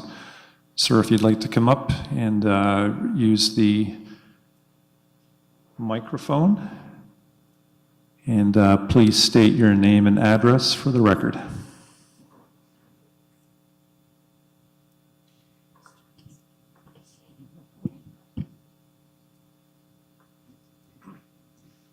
Lee Smith from 10 Graham Avenue. And what else was her name and addresses? My response deals much with the fact that I've been at 10 Graham Avenue for 50 years. And we have had 8, Mark Surratt as one of the most fantastic neighbors one could imagine. So I am wanting to say that one of the ways to avoid the problem, that one of the problems is the parking. If the house to be built is located a little bit more towards the south, the driveway could come in from the north, from along the north edge of the property and parallel that of Mark Surratt's. And it would avoid problems with poles as well as Mark's, any inconvenience for Mark. I would also want to point out that the building that you saw being proposed has to have a large basement under it. And I'm a retired professor of geology at Queen's, and the first thing that I thought of when I saw it was, great God, they're going to have to blast that out. And I mean blast it out. And the last time they did anything like that in the area, they cracked our basement wall. And we began to have serious floods every time it rained. We got that got fixed, but it was quite a thing to see 6 to 8 inches of water in one's basement. So also the way in which there is a tendency, as there has been behind me and on 15 Regent, to increase the number of people dwelling in place, and therefore the cars, and therefore to turn the backyard of the whole place into a parking lot. And for us, even today, when it rains well, our backyard becomes a lake for 2 or 3 days before it has a chance to slowly but surely drain out underground. And so the business of setting, as you've heard with the closeness of the bedrock to the surface, the business of showing an extra unit in that house is not honest. There is not room unless you're going to have a lot of blasting underneath. And therefore, the simple size of that building, aside from the driveway problems and the shading of Mark's home, but he will have definitely a negative effect on his own property, in which the shadow of this building being proposed is going to create difficult shadowing effects, and particularly on his garden in the front, which is a beautiful thing that he has devised over the years and would be a great loss to our area. So therefore, I would propose that the building being built is as suggested, be considered only for 2 stories, and that it not be allowed to blast out and underneath the area, because it will affect Mark's foundation rather dramatically if the necessity for that basement being blasted out is carried forth. Sir, we're down to 1 minute left for you. Yes, thank you. That was the main point. Let us have consideration of the people being there now, and as well as making it a marvelous. It's a marvelous idea to have this and have a new residential situation there.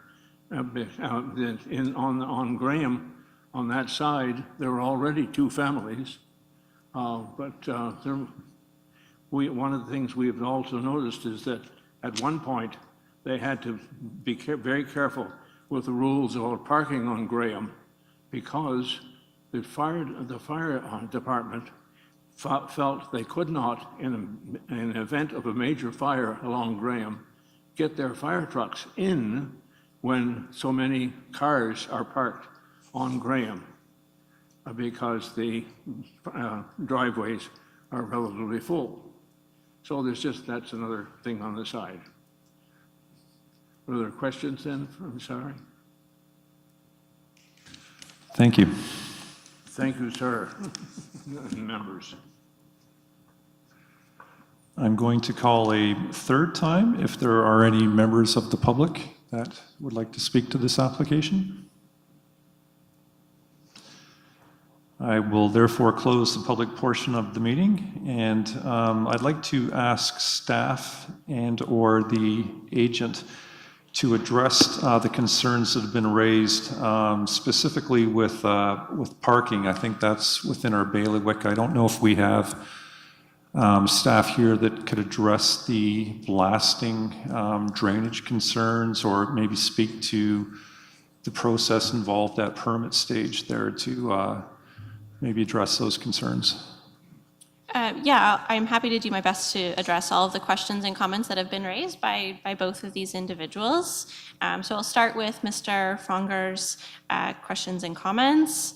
As we've discussed already, and Mr. Dakin rightly noted, recommended condition number 9 on exhibit B and C of the staff report will require that prior to the issuance of certificate of official, the applicant will need to provide a grading plan by a qualified professional that demonstrates that the proposed grades will not adversely affect surrounding properties. So this is a relatively standard condition for severances such as this, and this is how we ensure that through these types of proposals, there are not any adverse effects in terms of stormwater management or drainage on surrounding properties.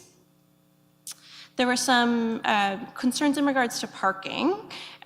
So the proposal has demonstrated their ability to provide parking on each of the retained and the severed lot in accordance with the requirements of our zoning bylaw. In this particular location, the zoning bylaw requires a minimum of 0.6 parking spaces for a single detached dwelling, which would be rounded to 1 in this instance. So the applicant has demonstrated their ability to provide at least 1 parking space on each of the lots, and relief is not requested through these applications for vehicle parking. Also note that the property is within walking distance of various schools and parks and employment uses, as well as transit uses, which is one of the reasons it's a great location to accommodate some additional density within the city. Should the applicant or the owner or future owners choose to consider adding additional residential units on any of the properties in the future, a second parking space would be required as a zone requirement of having a second and or a third unit on the property, but those are not something that's being contemplated through this application. I heard some concerns in regards to the tenancy of the building. So that is, of course, not something that is regulated by the zoning bylaw in terms of whether a property owner resides at a property themselves or chooses to rent it, nor is it contemplated who they would choose to rent to.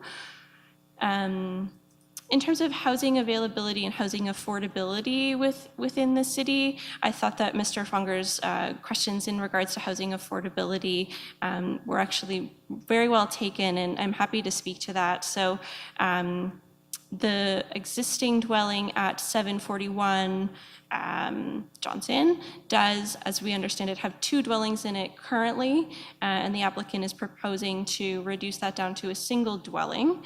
There was a question in the submitted correspondence in regards to whether there would be an overall reduction in the total number of bedrooms within that dwelling, which is a question I would defer to the applicant to provide a response to.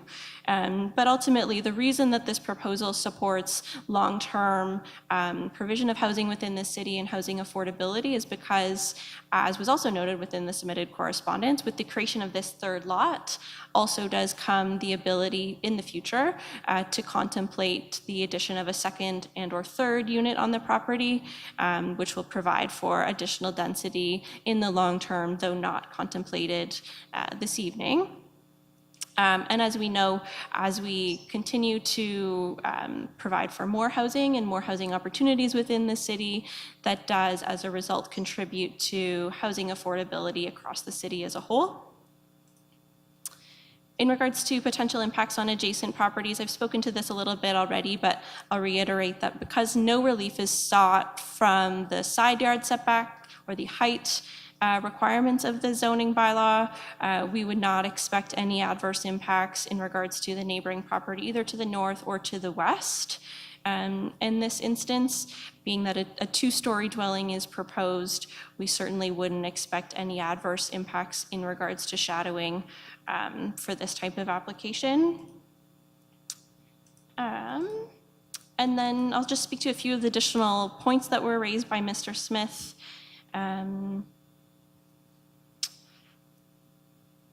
I can, in regards to the existing hydro wire that comes down in the location of the proposed future driveway, though I certainly can't speak to the cost of relocating it, I can confirm that Kingston Hydro did review the application and didn't expect any concerns with that.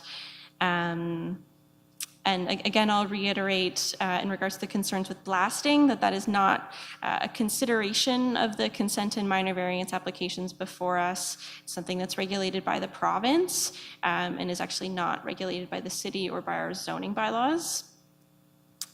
And I think that was everything I wanted to speak to. If there was anything further the applicant wanted to add, they're welcome to do so. Does the applicant's agent wish to add anything at this point? Yes, thank you, Mr. Chair, and through you. In addition to the comments provided from staff and clarity, I just had a couple of items I'd like to provide clarity on. First and foremost, as you can appreciate, and I think you've already acknowledged as a committee, the conceptual plans that have been provided in support of this application are truly, in fact, conceptual. That goes insofar to understanding the true layout of the proposed future single-family dwelling, as well as the number of stories. So very much so in the same form as Mr. Fonger coming to the realization that a basement may not work so well in his situation when further investigation and geotechnical work is completed on site. The owner in this instance is in the same opinion, as that work has not yet been completed, and the actual build out of the proposed severed parcel fronting Graham Street may very much differ from what the conceptual elevations are seen today, albeit be required to conform to the zoning requirements. Further to that point, there's been significant conversation through this meeting so far as it relates to, if I can call it, flipping the driveway location on Graham Street. And as staff alluded to, it would essentially double up the driveway width of the adjacent driveway at 8 Graham Street.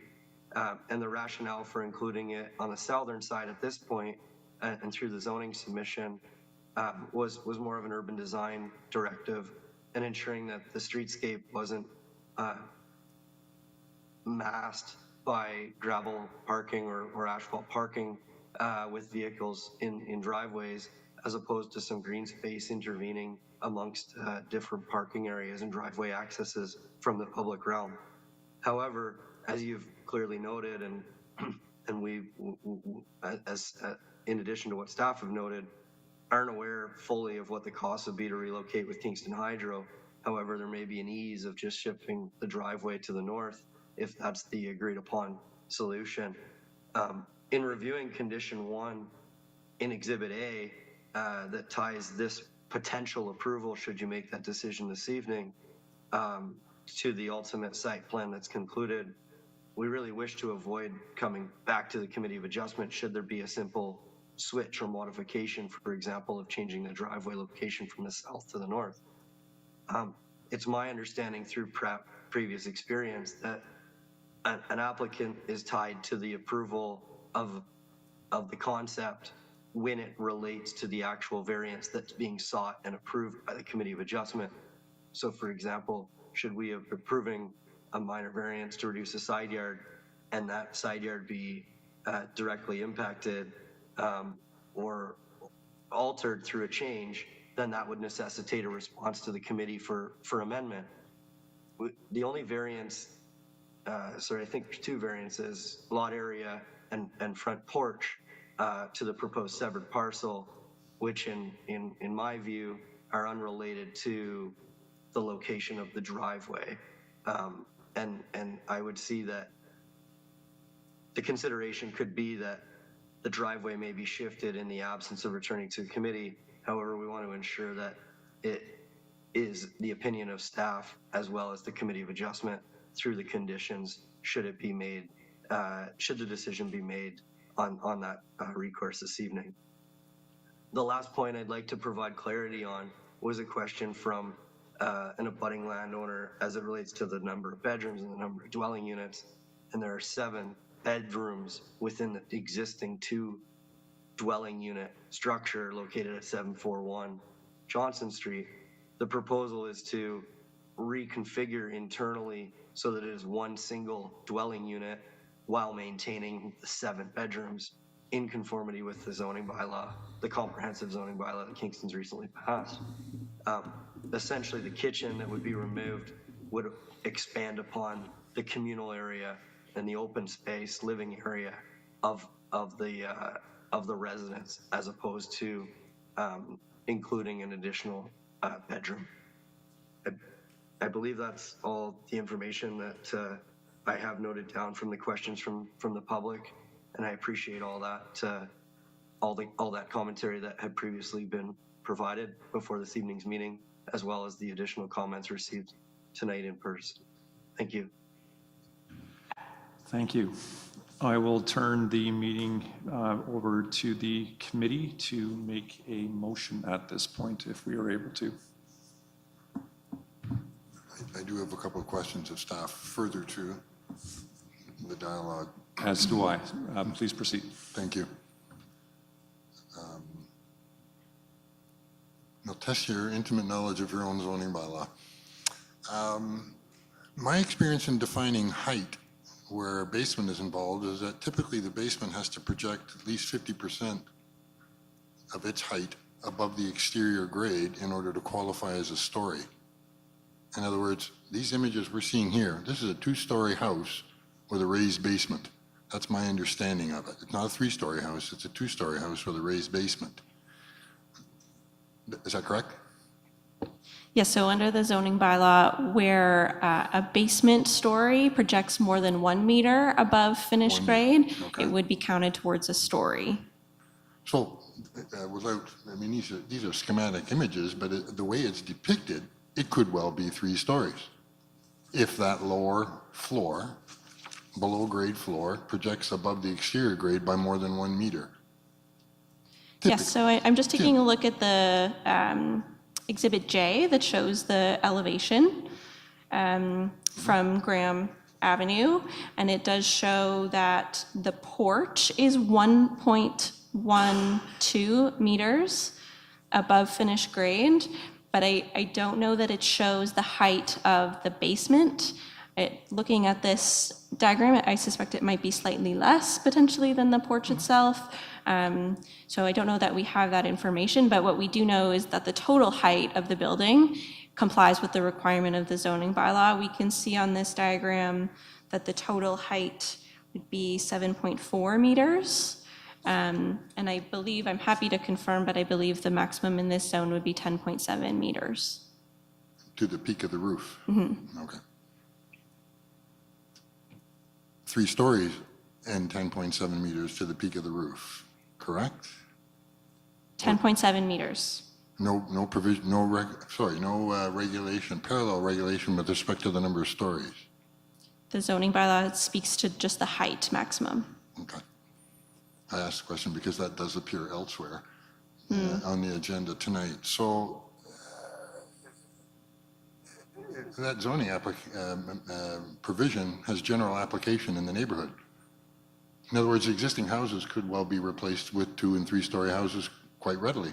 That's As of right. absolutely true, yes. The Okay. other surrounding properties that are within that same zone, yeah. Okay.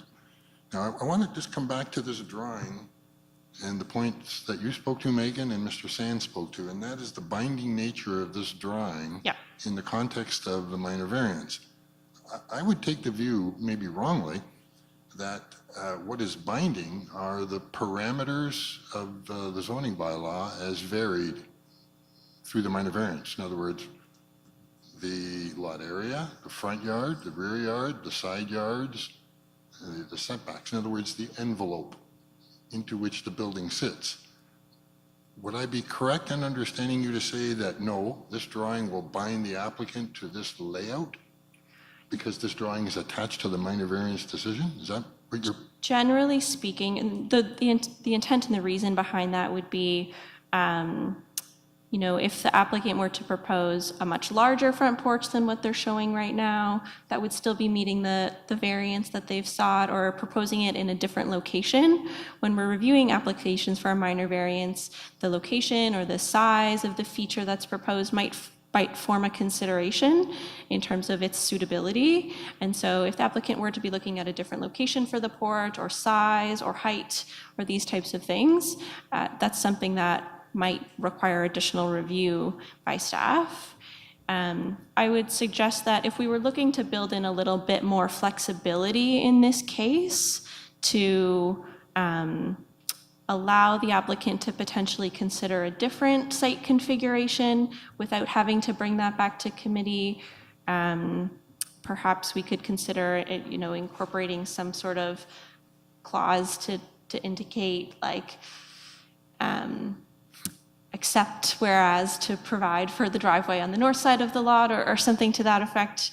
I'm not sure exactly what that would look like. We'd have to put some thought into that, I think. But if the committee were interested in exploring that type of an option, we could look at that. Well, my response is I think that's a good option because the drawing is binding may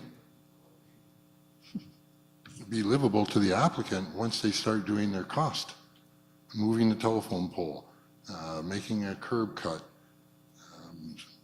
whatever the basement configuration might be. They may find they themselves want to flip it, and we should give them that flexibility to flip it for their reasons or for whatever the issues that the neighbors have raised, as opposed to handcuffing them and obliging them to return to the committee because they chose to flip the house.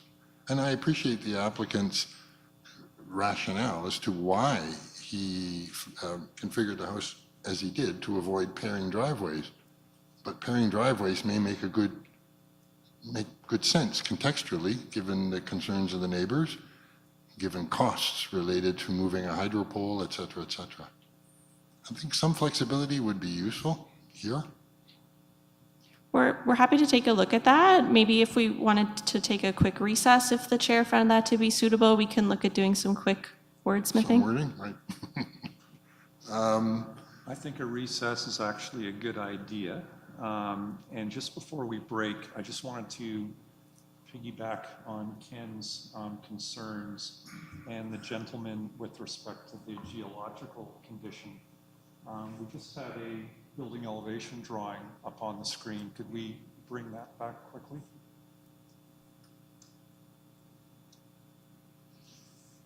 I'm just noticing that we're showing 1.12 meters above what I'm presuming will be established grade at the front. Given that we have wording in our conditions that the built form be in substantial compliance, does that address your concern about this building potentially shooting up higher if we encounter rock? He is pretty clearly committing himself to 1.12 meters above grade. So if he was to play around with that, I would think that he would risk negating his variance. I just want to confirm if that thinking is correct.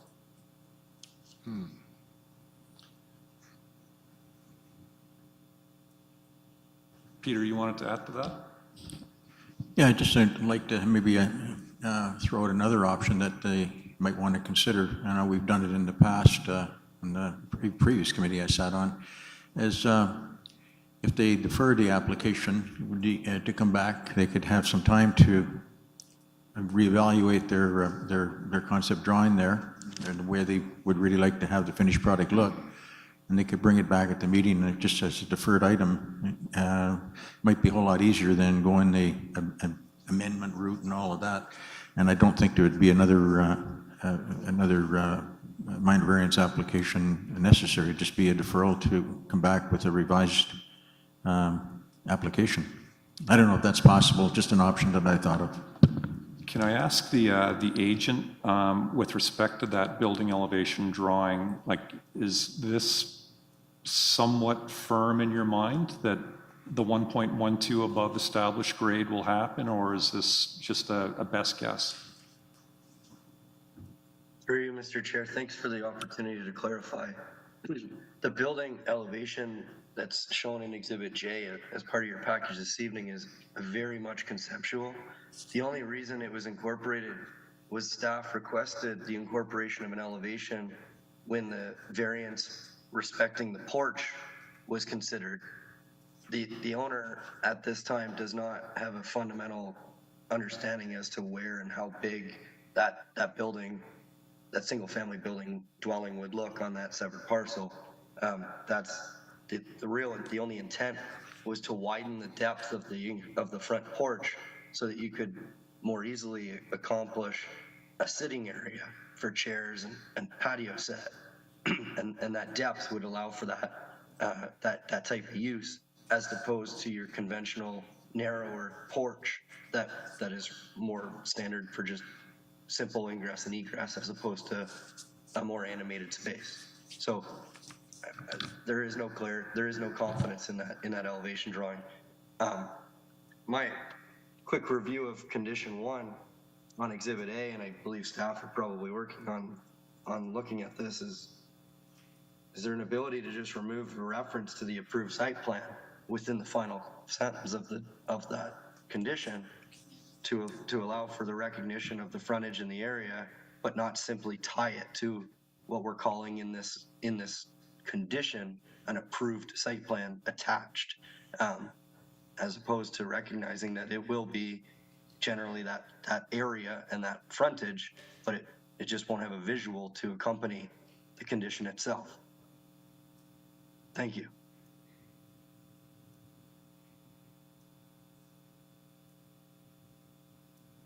Thank you.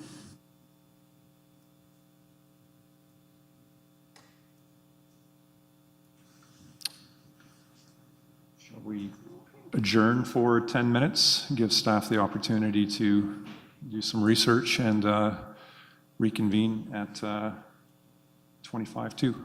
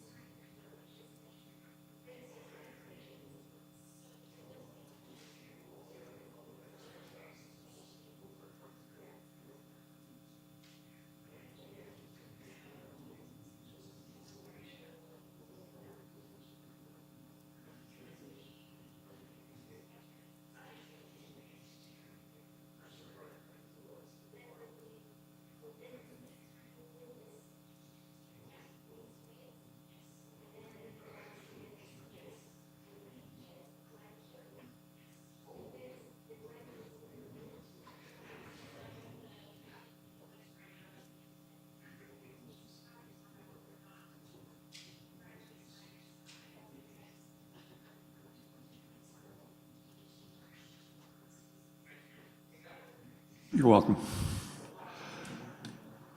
Ladies and gentlemen, I think we'll resume the meeting if we're ready to proceed.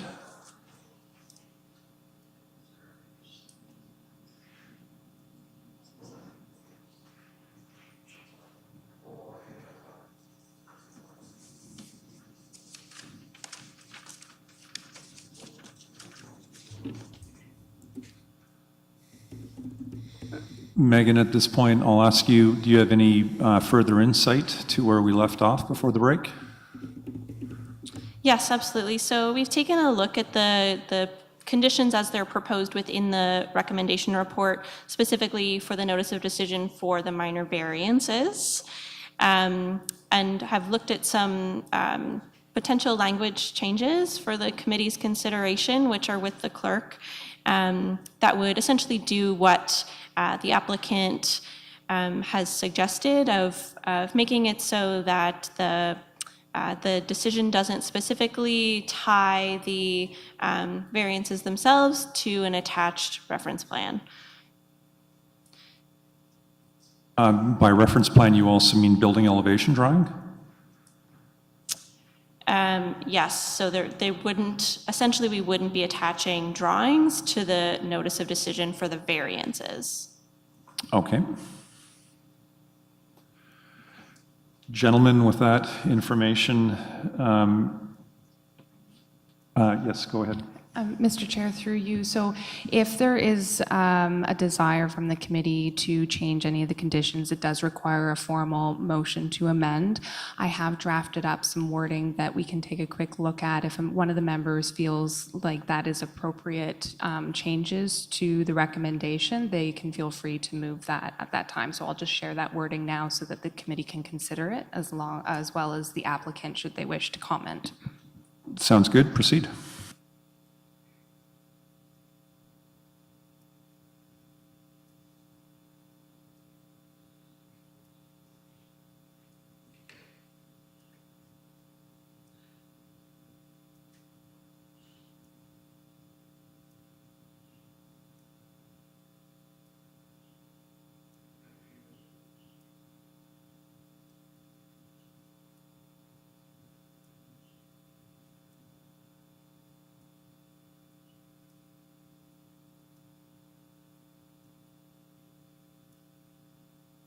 Through you, Mr. Chair, I've reviewed the amended motion, and from the owner's perspective, I have no objections to staff's wording. Thank you.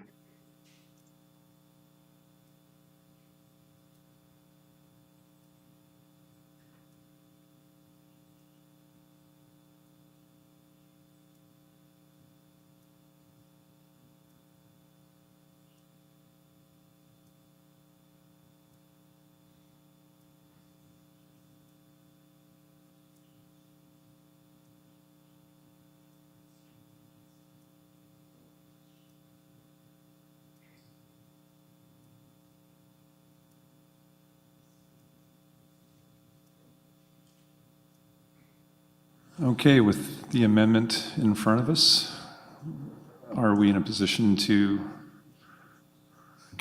So you need a mover for the amendment, Mr. Chair? I do. I move the amendment as tabled by staff. Peter seconds. Okay, so I'm going to have a show of hands. Actually, I have a comment before. I have to admit, the gentleman's concerns with respect to the geological condition underneath ring true with me. And I just want to understand the nature of this amendment. Does this mean then that our approval is no longer tied to that building elevation and our reasonable assurance of the 1.11 meters above grade for that basement? Does that mean we no longer have that protection?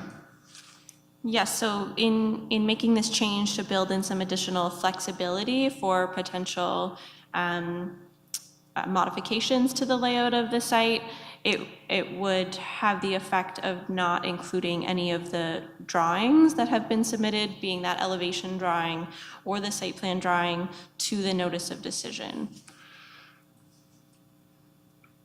Height in this area is measured, I'm not sure of the exact definition, but I'm presuming it's from established grade to midpoint on a pitched roof, is it?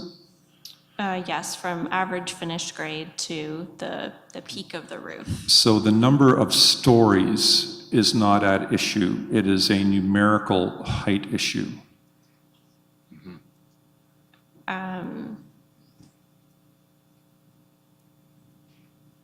Like the height is defined as 35 feet, for example, to midpoint, or 11 meters. Is that how the bylaw works? The zone provision speaks to a maximum height of 10.7 meters or 3 stories. Okay, so if we do not have a reasonable link to a building elevation drawing then, as part of our approval, this building could, in theory, rise out of the ground even farther, provided that it is still in compliance with that height measured to midpoint of the eave and the peak. Am I right? That is true, subject to continuing to be compliant with the zoning bylaw. And There would be the ability to make further changes in the height from what was shown on the drawings this evening. And as per the gentleman's concerns, if we're sitting on solid rock, then that is a distinct possibility that it could happen. It could rise out, still be in compliance with the bylaw, but we are giving approval in good faith, if you will, based on the pictures that we're seeing. And people are voicing their opinions, their objections or compliance, also based on the pictures that they are seeing, quote unquote pictures. So, given the concerns that people have, I have to admit, I have a concern in taking that document out. I'm not opposed to reducing the dimensions on it to the nearest tenth of a meter. They need not be to a centimeter. But I do have concerns that it could come out of the ground farther, albeit still in compliance. And, we wouldn't be, in my opinion, properly addressing the concerns with respect to the massing of this building on the street. Not the height, the massing, I guess, is what it's coming down to. Ken? The one concern I would have is, on the matter of height, is that's essentially a restrictive minor variance by the back door through the drawing. And height is not even a question of that the applicant has put before us. If we're going to, if I'm understanding you correctly, by attaching the drawing, restrict them to the height shown in the drawing, notwithstanding the fact that all the neighbors can otherwise build to the height permission of the bylaw. That's a variance by the back door, so to speak. I'm not sure that's appropriate in my mind. Not the height per se, the massing, the impact of the building in form, in built form on the street. Well, height's a part of massing. That's how I would, height is a part of massing. And again, you have to remember that the height permission of 3 stories to 10.7 meters is of general application. It's as of right through the neighborhood. What is the proposed height right now?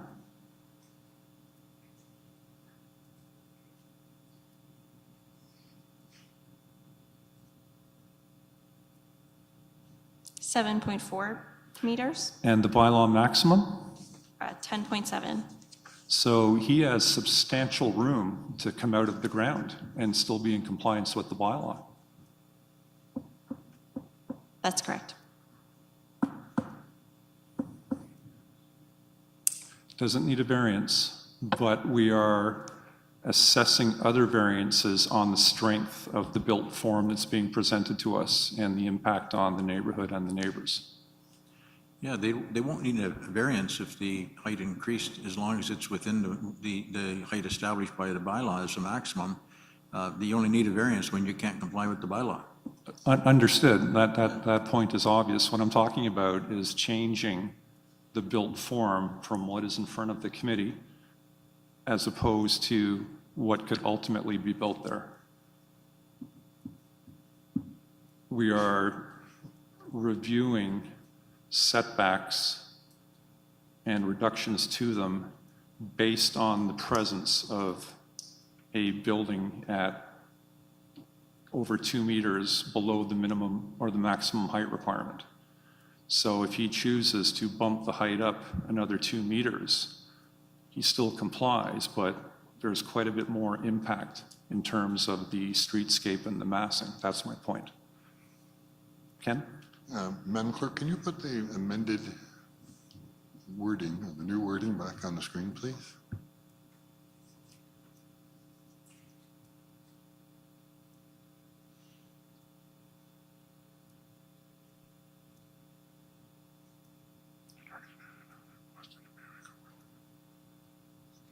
Mr. Chairman, I do have a question for staff then.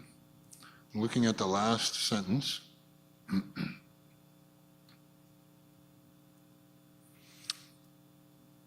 if the applicant came to you with the current drawing at the building height shown, or came to you with a taller building that complied with the bylaw height requirements, how could you refuse the latter? In other words, he's given height as of right. It's not a subject of this application. If he came to you with a taller drawing, could you refuse that taller drawing or taller building on the drawing under that last sentence? Well, I would say in this instance, the applicant is seeking variances for lot area and for the front porch projection on the severed lot. So in this instance, those are the variances that we've considered. If they were looking at a variance, for example, to interior side yard, and we're proposing a taller building, we might consider the impact of that taller building combined with a reduced interior side yard, for example. But in this case, they're seeking variances for lot area and for a front porch projection. So staff have considered the compatibility of those variances specifically for the severed lot. I'm sorry, I couldn't quite hear the last few words given the siren. That's okay. I was just saying that in this instance, because the applicant is seeking variances for lot area and for the front porch projection, those are the specific aspects of the built form that staff have looked at the compatibility of in regards to the larger proposal. If they were proposing elements that a reduction to would potentially warrant us to take a closer look at the height of the building. For example, if they were looking at a reduced side yard setback, we might consider asking the applicant to consider a shorter building to mitigate the impact of that reduced side yard, for example. But that is not sought in this instance. So with or without exhibit, whatever the exhibit drawing is, they could come for a building permit for the greater height, if I understand you correctly. In other words, if we attach the exhibit with the green onto the committee decision, and the applicant comes in for a building permit with a height greater than that drawing, and that height complies with the bylaw, I don't understand that it's staff's ability to deny the applicant that height. I would say it's something we have to review on somewhat a case-by-case basis, where there's minor changes that are proposed to a drawing that's attached to a decision in order to determine whether that change would be substantive in accordance with the language of the notice of decision. Yep. In this case, the reason we're contemplating removing the drawings from the decision is because should the entire footprint of the building be shifted to a different location on the site, that would be a substantive change in regards to the front porch variance that is sought if that porch is to be on a different part of the site. Okay, I understand. Thank you.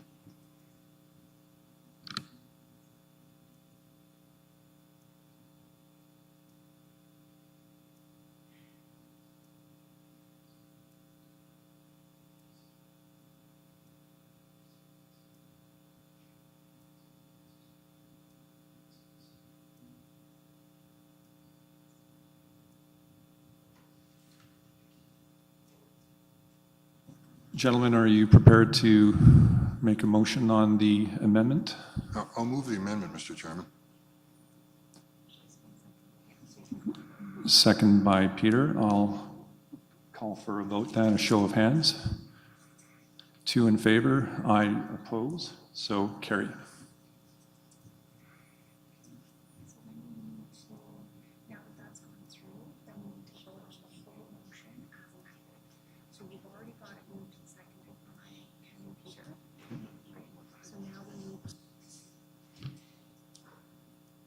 Now we have to make a motion as amended. We now need to vote on the entire application as amended. So I move it. moved by Ken, seconded by Peter, and carried. All in favor? Carried. Okay, that was item D.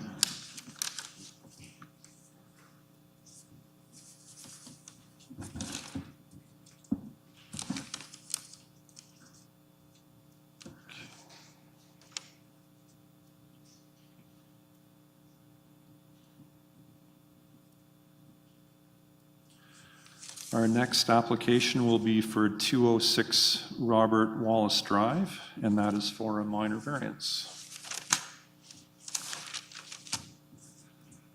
I will ask that the application be read into the record. Thank you. Through the chair, next on the agenda is an application for permission, file number D13-011-2023 for address at 206 Robert Wallace Drive. I'm pleased to present this application to the committee for your consideration. Thank you, Ian. And we'll call on the planner, which is Ian as well, I believe, to give us a presentation.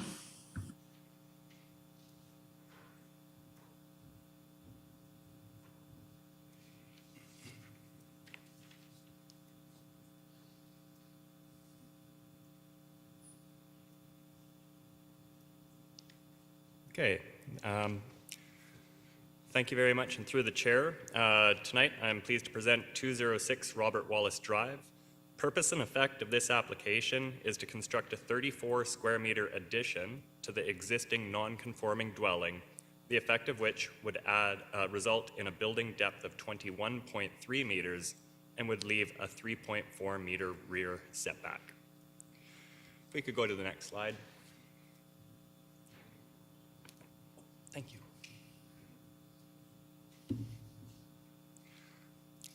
Presented here for your context is a key map which illustrates the subject property slightly west of Portsmouth Avenue, and slightly outside of the key map there is Bath Road. The property sits at the southwest corner of Robert Wallace Drive and Robert Wallace Place.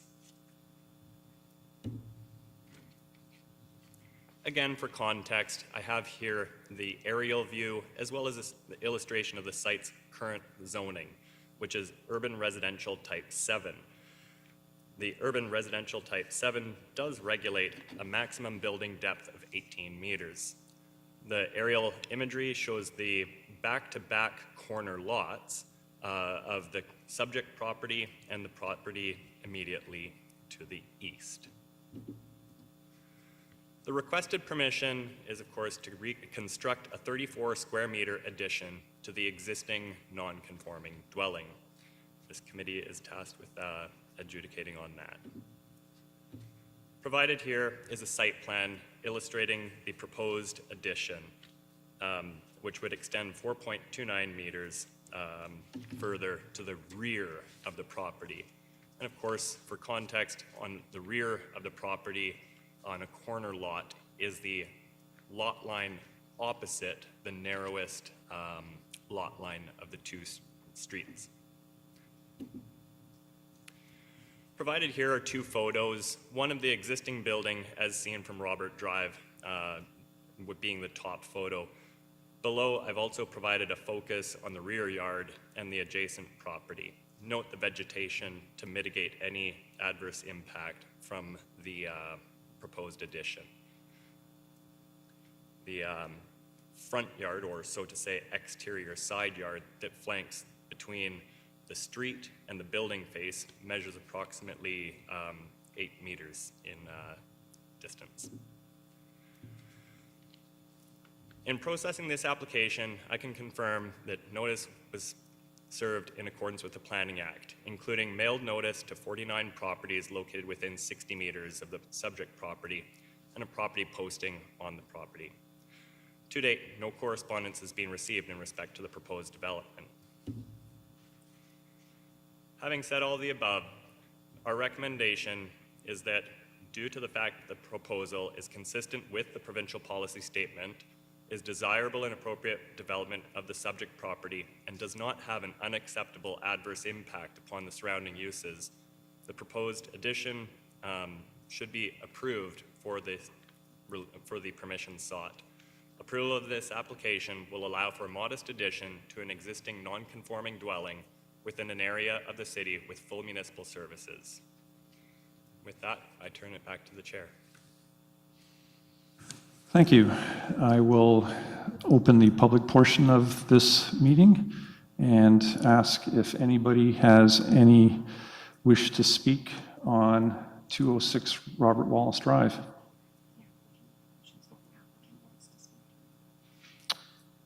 Right. Is the applicant present and wish to speak? Come on up to the speaker's area and press the red button on the mic.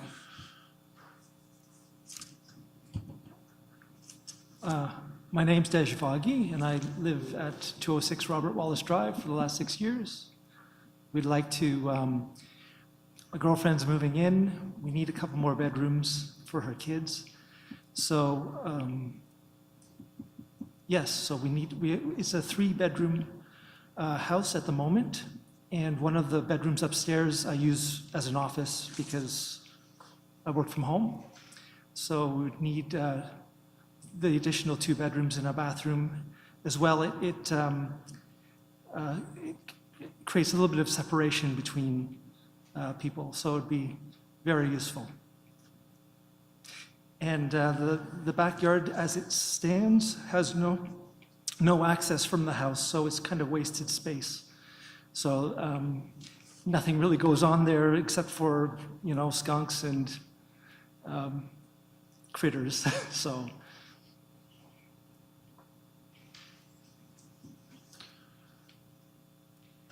Okay, thank you. I'm going to ask the committee if they have any questions of the applicant or staff at this point.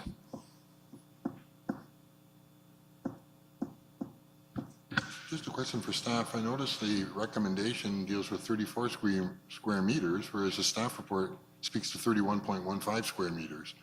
And I wondered whether your analysis mathematically accounted, well, which one? No, through the chair, if I typed 34 in the presentation, I can say that that would be a typo. Yeah, okay, thank you. Thank you for identifying that.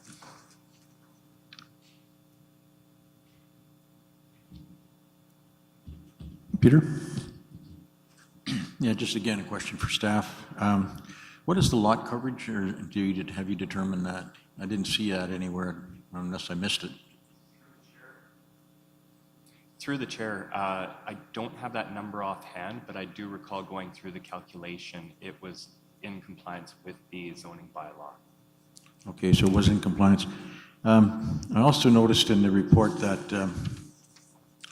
the existing building already exceeds the maximum building depth, which is 18 meters. It's now 18.29. It will further exceed it by 4.29 to a new depth of 21.3 meters.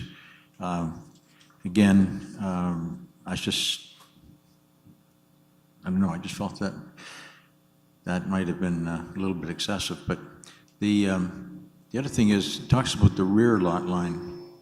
And if you take a look at the front of that house, the rear lot line would be behind the house, I would suggest. I looked at that as sort of like a side yard. Could you explain that one? Absolutely. Through the chair, that's a very accurate observation. And on the surface, that property does appear as though the front yard is the one that abuts Robert Wallace Drive, right? That's where the entrance faces the street. And then it's the driveway that enters off of Robert Wallace Place. Now, I highlight that for the purposes of the zoning bylaw, neither of those two features that I just described, where the entrance, the door and the windows face, nor the driveway, define which is the lot frontage. That is defined by the lot line, which is the shortest of the two lot lines which abut a street. I hope I communicated that well, paraphrasing the exact wording of the bylaw. And that makes the rear yard that one that is opposite to the front yard.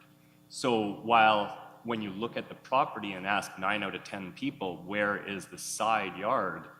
They would say, what I, as a planner, having knowledge about the zoning bylaw, would call the rear yard. But I think that what we can all agree upon is that that is a well-vegetated and buffered area of the property, the effect of which would mitigate this proposed addition.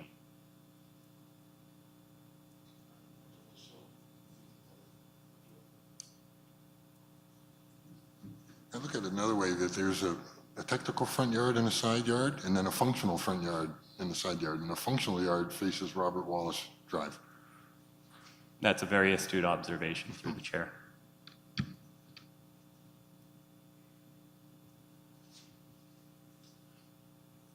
Any further questions from committee members? No? I'll open the public portion of the meeting then. Is there anybody in attendance for 206 Robert Wallace Drive, minor variance? Ask a second time. Anybody in attendance for 206 Robert Wallace? And a third. And we have no one. Close the public portion of the meeting. Do staff have any further comments? Nothing? Ken, you have a further question? Only that I move the staff recommendation. Okay, moved by Ken, seconded by Peter. Show of hands, all in favor? Carried unanimously.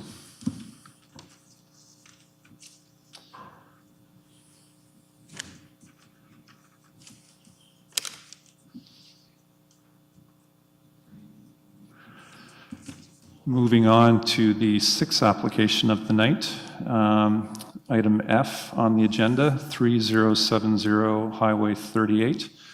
We have a severance and a minor variance application. I'll ask that this be read into the record.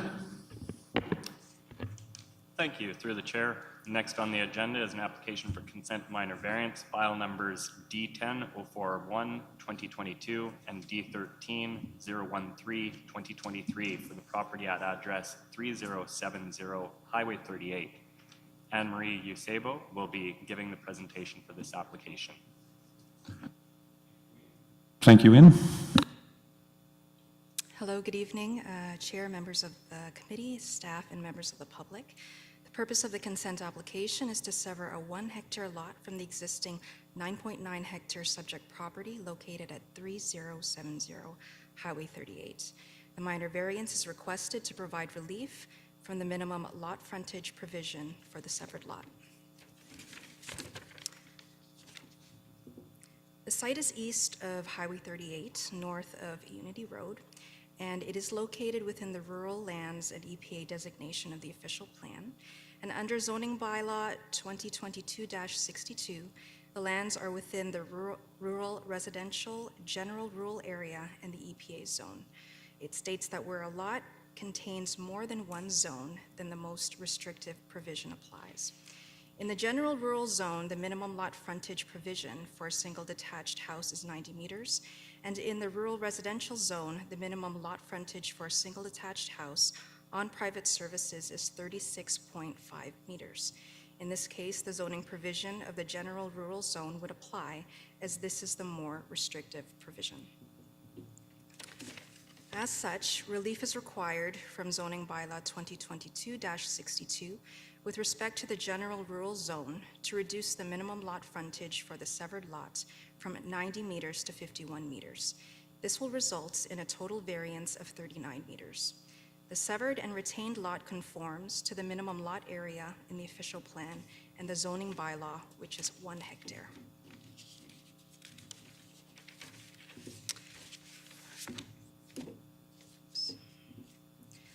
The subject property is located within the rural area of the city and surrounded by rural residential lots. It contains trees and vegetative cover and a large unevaluated wetland at the rear of the subject property. A pronounced slope is also located at the rear of the property, where the upland portion of the property transitions into a treed swamp. A pond is situated near the center of the subject lands. Development will not occur on the lands to the rear of the property or on the EPA lands.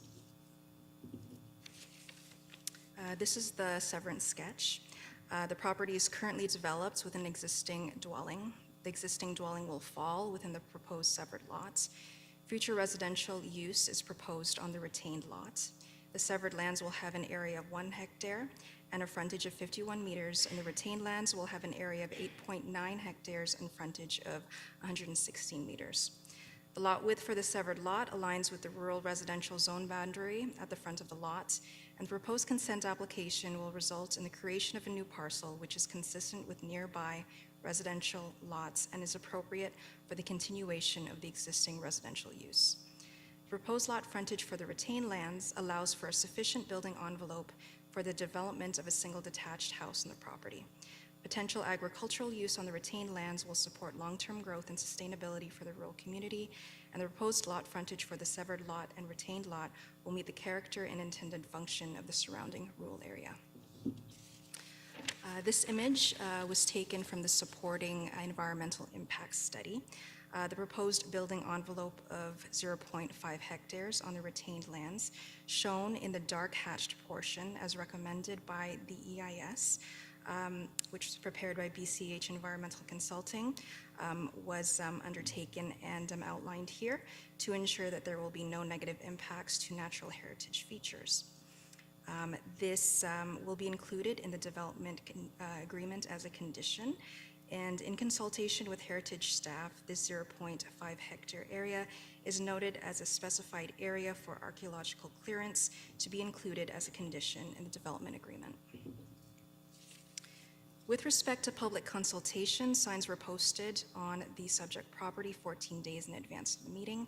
Notices were sent by mail to a total of 11 properties within 60 meters of the subject property, and a courtesy notice was placed in the Kingston Whig Standard.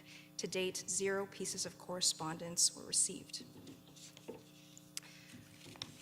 With respect to the recommendation, the proposal is consistent with the provincial policy statement, conforms with all the applicable policies of the official plan as in keeping with the general intent and purpose of the zoning bylaw. No adverse effects on neighboring properties will be anticipated, as well as no impacts on natural heritage features. The rural character of the surrounding area will be maintained. Provisional approval of this consent application will enable the severance of a 1 hectare rural residential lot from the existing subject property, and the requested variance maintains the general intent and purpose of both the official plan and zoning bylaw.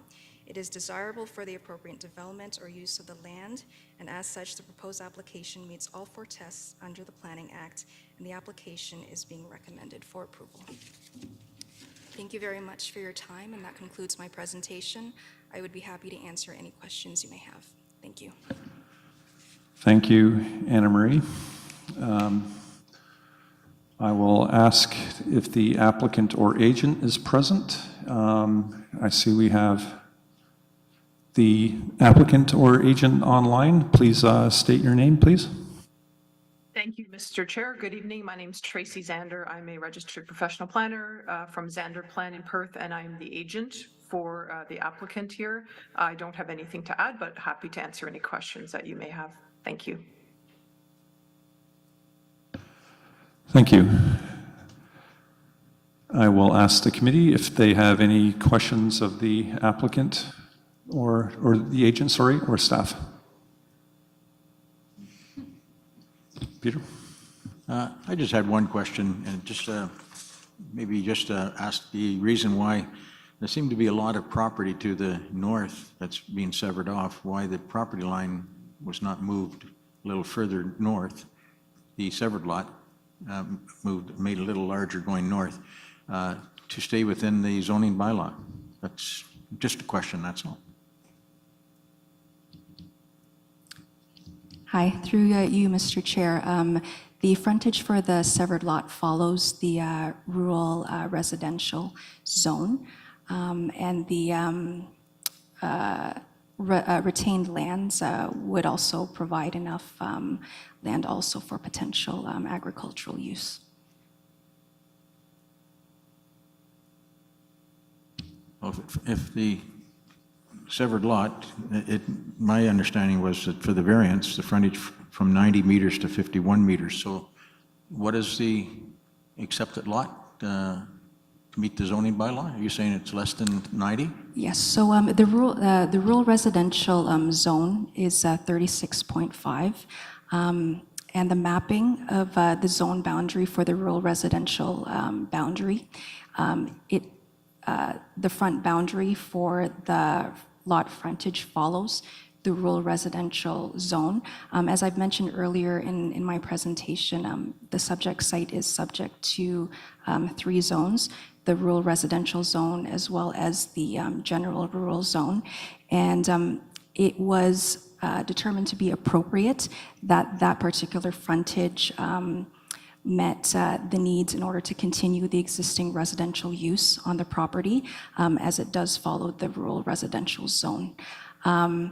The way that it's stated in the zoning bylaw, that if a zone has more than one zone attached to it, then the more restrictive zone would apply. In this case, it's the rural, the general rural zone, which is the 90 meters. The rural residential zone is 36.5. So the frontage for the 51 meters would exceed the rural residential zone boundary. I guess I'm still a bit unclear. If they meet the rural residential requirement, then they wouldn't need a variance, would they?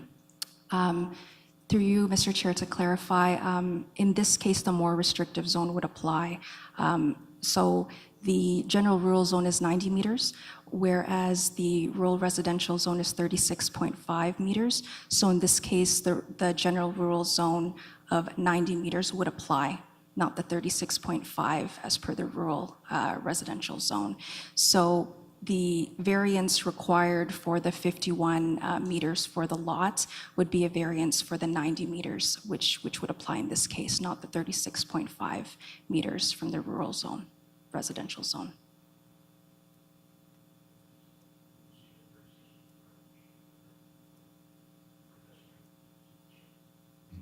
I didn't see the 36.5 mentioned in the report. I saw 90, and that's what threw me.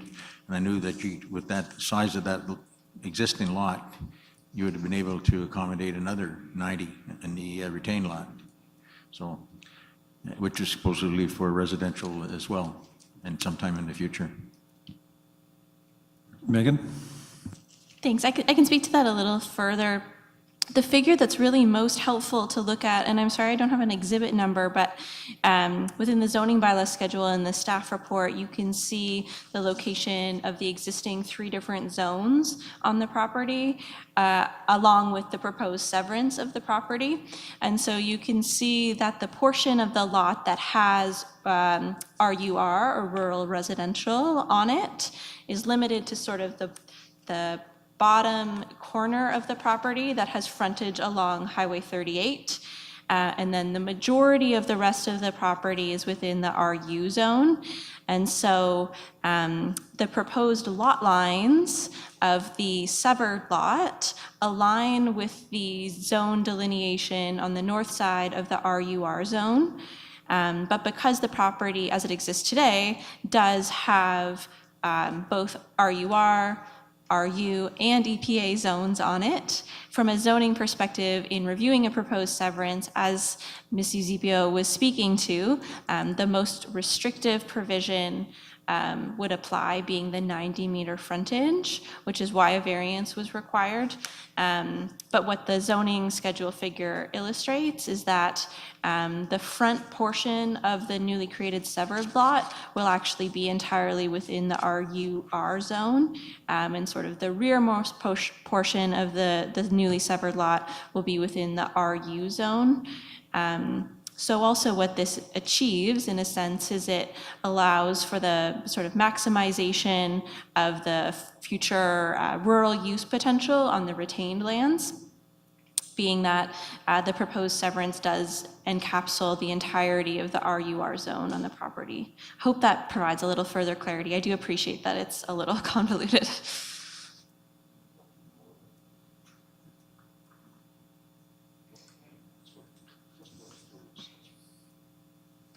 Well, as I understand it, the more restrictive applies, the applicant could do a severance at 36.5 meters, but he'd end up with a bowling alley for a lot, which wouldn't be very practical given the 1 hectare area, which is mandatory given hydrogeology.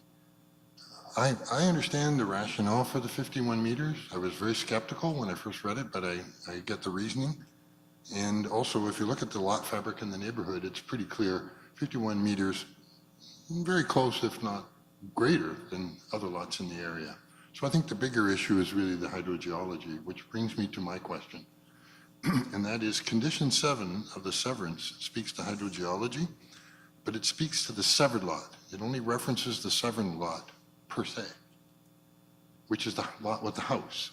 What I want to be sure of from a staff administrative point of view is that the requirements of that condition will apply equally to the retained lot, which is the lot on which a house is to be built.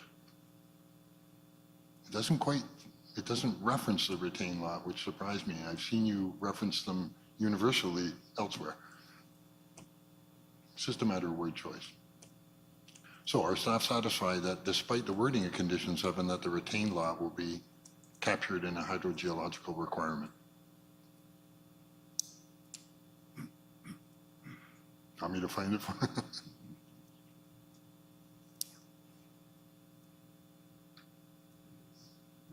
Excuse me, through you, Mr. Chair, yes, I would agree that would be correct. It should apply to the retained lot as well, as it's the area for proposed residential and potential agricultural use in the future. Thank you for identifying that. Thank you. I anticipate that the applicant's consultant will well understand it. I just wanted to be sure the applicant understood it as well.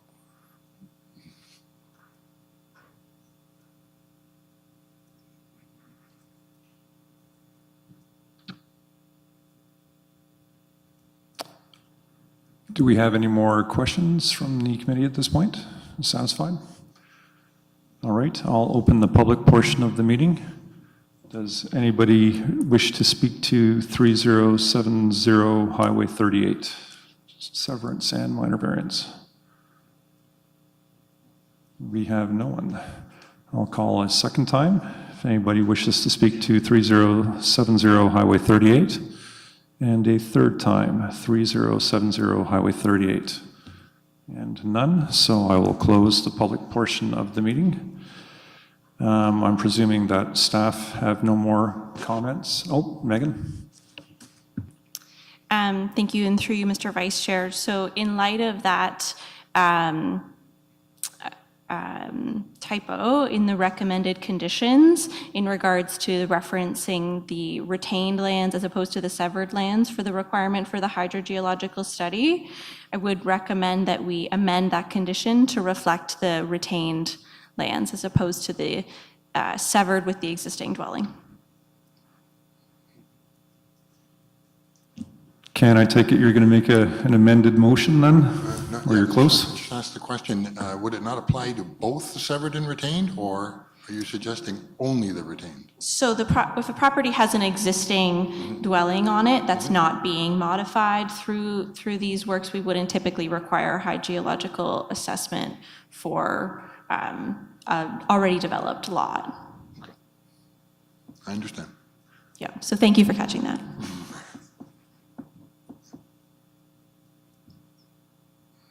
Are you entertaining entertaining motions, Mr. I Chairman? am more than willing to. I'll move an amendment to condition number 7 to delete the word severed and replace it with the word retained, or something to that effect. Peter, second. Okay.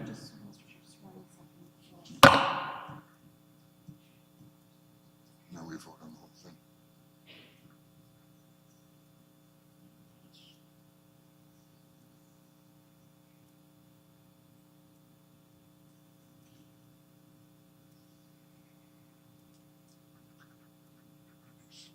Yeah, well, it's going to take more than that. Yeah.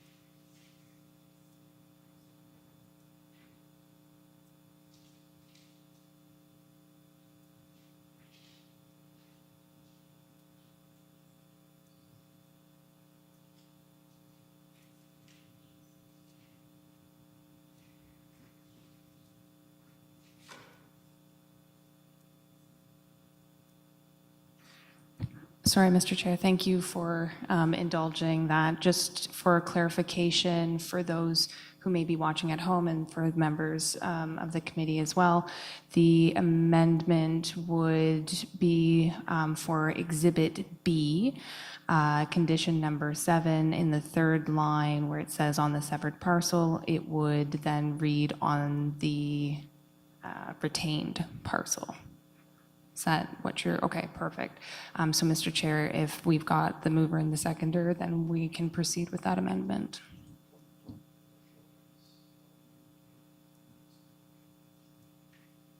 So now we have it as amended, so we still need to approve the full thing as amended. And can we have a motion to Ken as, okay, and Peter, second? Carried unanimously.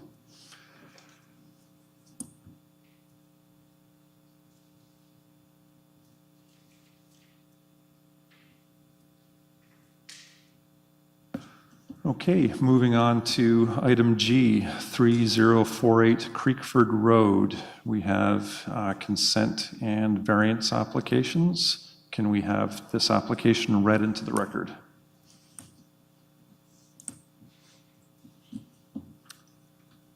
Thank you. Through the chair. Next on the agenda is an application for consent and minor variance. File numbers D10-001-2023, D10-002-2023, and D13-001-2023 for the address at 3048 Creekford Road. Amy Didrikson will give the presentation for this application. Thank you, Ian. Thank you. Through you, Mr. Chair. The purpose and effect of these applications are to create 2 new 1-hectare lots and to retain a 15.4-hectare lot for residential development through the consent applications, and minor variances are requested to reduce the minimum required lot frontage for each severed lot, and also to reduce the required frontage of the retained lot. Next slide, please. So this slide illustrates the location of the property, which is on the north side of Creekford Road, south of Highway 401. The property is approximately 100 meters from the urban boundary of the city of Kingston. The property is in a rural land use designation, and it's in a general rural area zone of the Kingston zoning bylaw. The general rural zone permits a single detached house as well as a number of non-residential uses. Proposed here are single detached houses on each of the lots. Next slide, please. This slide includes the severance sketch submitted by the applicant, which is page 227 of the committee's package. The property includes extensive tree cover. While there's no environmental protection area land use designation on the property, the official plan identifies on Schedule 8 that the property contains natural heritage features, including significant woodland and valley land. The valley land is associated with Collins Creek and the adjacent provincially significant wetland. And as a result of the proximity of the provincially significant wetland within 120 meters of the site, an environmental impact study was required as part of a complete application in support of the severances and the variances. There are further details on the next slide, please. This slide illustrates the building envelopes that are recommended in the EIS to minimize primarily tree clearing to the extent possible and to reduce impacts on the integrity of the woodlands. The parcels for the severed lots are located along the road frontage, and the envelope for the retained lot is located further back from the road to take advantage of an existing clearing on the property. These envelopes are conditioned or will be conditioned as part of the recommendation of approval of the consent applications, as well as integrating the mitigation and avoidance measures recommended in the EIS. Next slide, please. So 3 minor variances are requested, one for each of the severed lots and one for the retained lot, reducing the lot frontage from 90 to 60 meters for the 2 severed lots, and to reduce the frontage from 90 to 65 meters for the retained lot. The 2 severed lots will meet the minimum required lot size for a single detached dwelling of 1 hectare and can meet all other requirements of the zoning bylaw, such as building setbacks and lot coverage. Next slide, please. So notice was provided in accordance with the Planning Act, and no public comments have been received to date. Next slide. So Planning Services recommends approval based on the analysis detailed in the staff report, subject to the conditions found in Exhibits A through C of the staff report, which are pages 210 through 221 of the committee's agenda package. And I'll leave this in your hands, Mr. Chair. I'm happy to answer any questions, and I believe the applicant's agent is present in person tonight.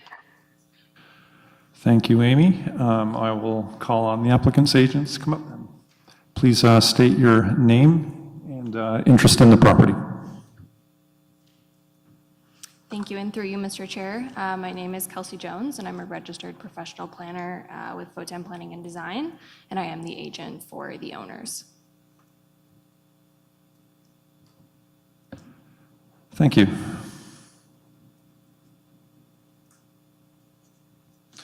Do you have anything to add to the presentation at this point?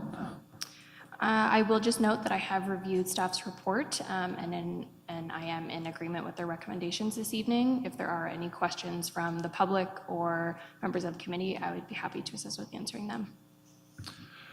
Members of committee, do you have any questions for the applicant or staff at this point? Ken has a question. Megan answered one of my questions in regards to her remarks regarding 3125 Creekford, and that had to deal with the fact that the envelopes on the 3 lots are less than 50% of the lot area, and consequently the archaeological assessments will apply only to those envelopes, not the entire lots. The second question, though, is based on a sentence I observed in the staff report that the applicant has applied for a building permit on the retained lot. I was curious to understand staff's perspective as to how that building permit application intersects with the obligation to undertake an archaeological assessment on that building envelope in the context of the severance and the variance. Do you control the building permit in the presence of this variance and severance in order to allow the archaeological study to be done cleanly? Or does the applicant choose to restrain their own archaeological study in order to allow, to defer their own building permit to allow the archaeological study to proceed cleanly? Not sure who should answer. I can try to speak to this, Mr. Chair. Sorry if there's feedback there. So the applicant does have as of right permissions on their existing lot of record to apply for the building permit. Staff can review the building permit in relation to how it may conflict with the lots that are proposed, but we don't have the tools in effect to require, through the severance and minor variance application process, we're able to review against matters of provincial interest and request the archaeological assessment. But in effect, a homeowner is fully within their rights to submit a building permit application and to pursue that on their existing lot. I can't speak to the timing, the choices in this case, but the recommendations of approval would require that archaeological assessment once those are in place. I hope that helps in some way. Mr. Chairman, I have a follow-up question for the applicant's agent. Can you speak to the question of the timing of the building permit relative to the archaeological assessment on the retained lot? Through you, Mr. Vice Chair, I don't know if I can provide any more information beyond what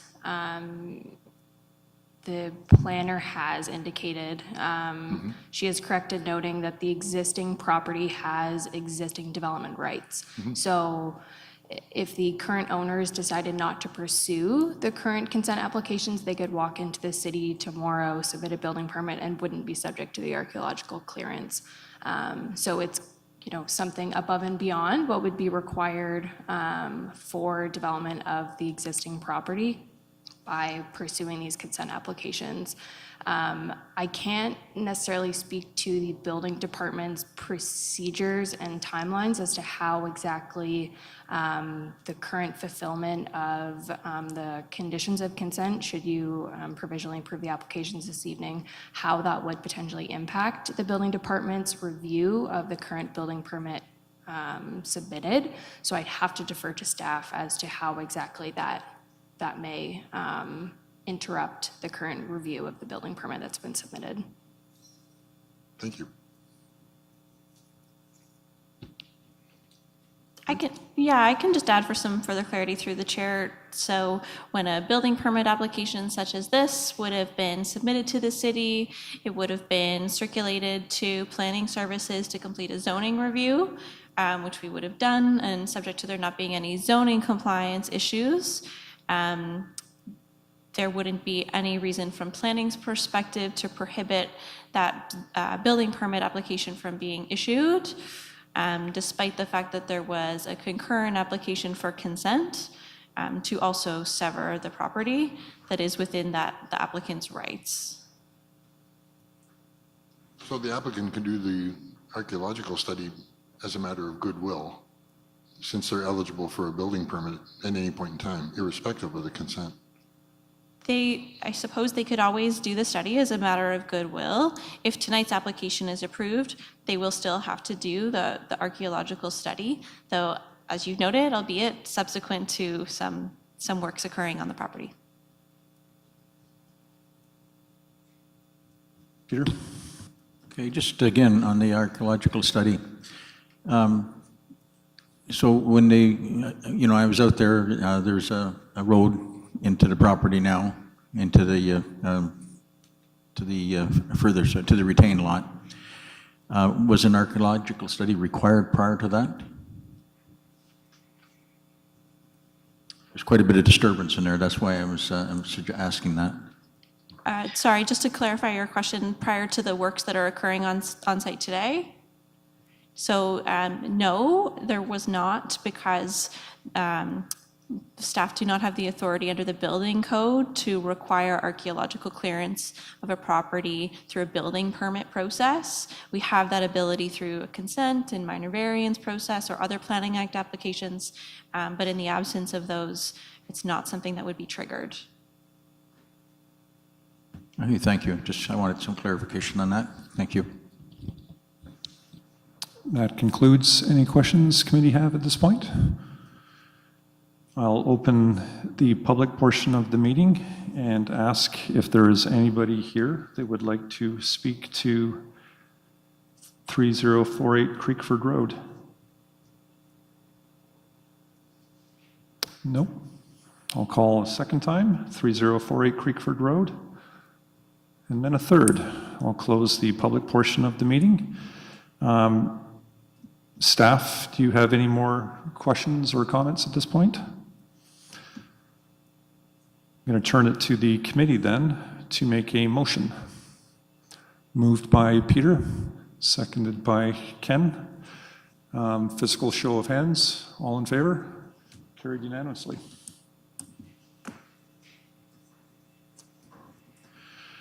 We're going to move on to item H on the agenda, 148 College. I will ask that this application be read into the record. Thank you. Through the chair, next on the agenda is an application for minor variance and permission, file number D13014-2023 for 148 College Street. Shanti Birdie will give the presentation for this application. Thank you, Ian. Thank you, Ian. As Ian mentioned, my name is Shanti, and I'll be presenting the application for 148 College Street tonight. So we have a combined permission and minor variance application. The general purpose and effect would be to construct a third-story addition at the rear of the existing building and a new vestibule addition towards one of the front entrances.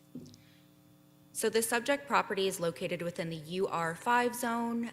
The neighborhood is generally massed with single detached dwellings. There are some institutional uses nearby associated with Queen's University, as well as some open spaces in the area.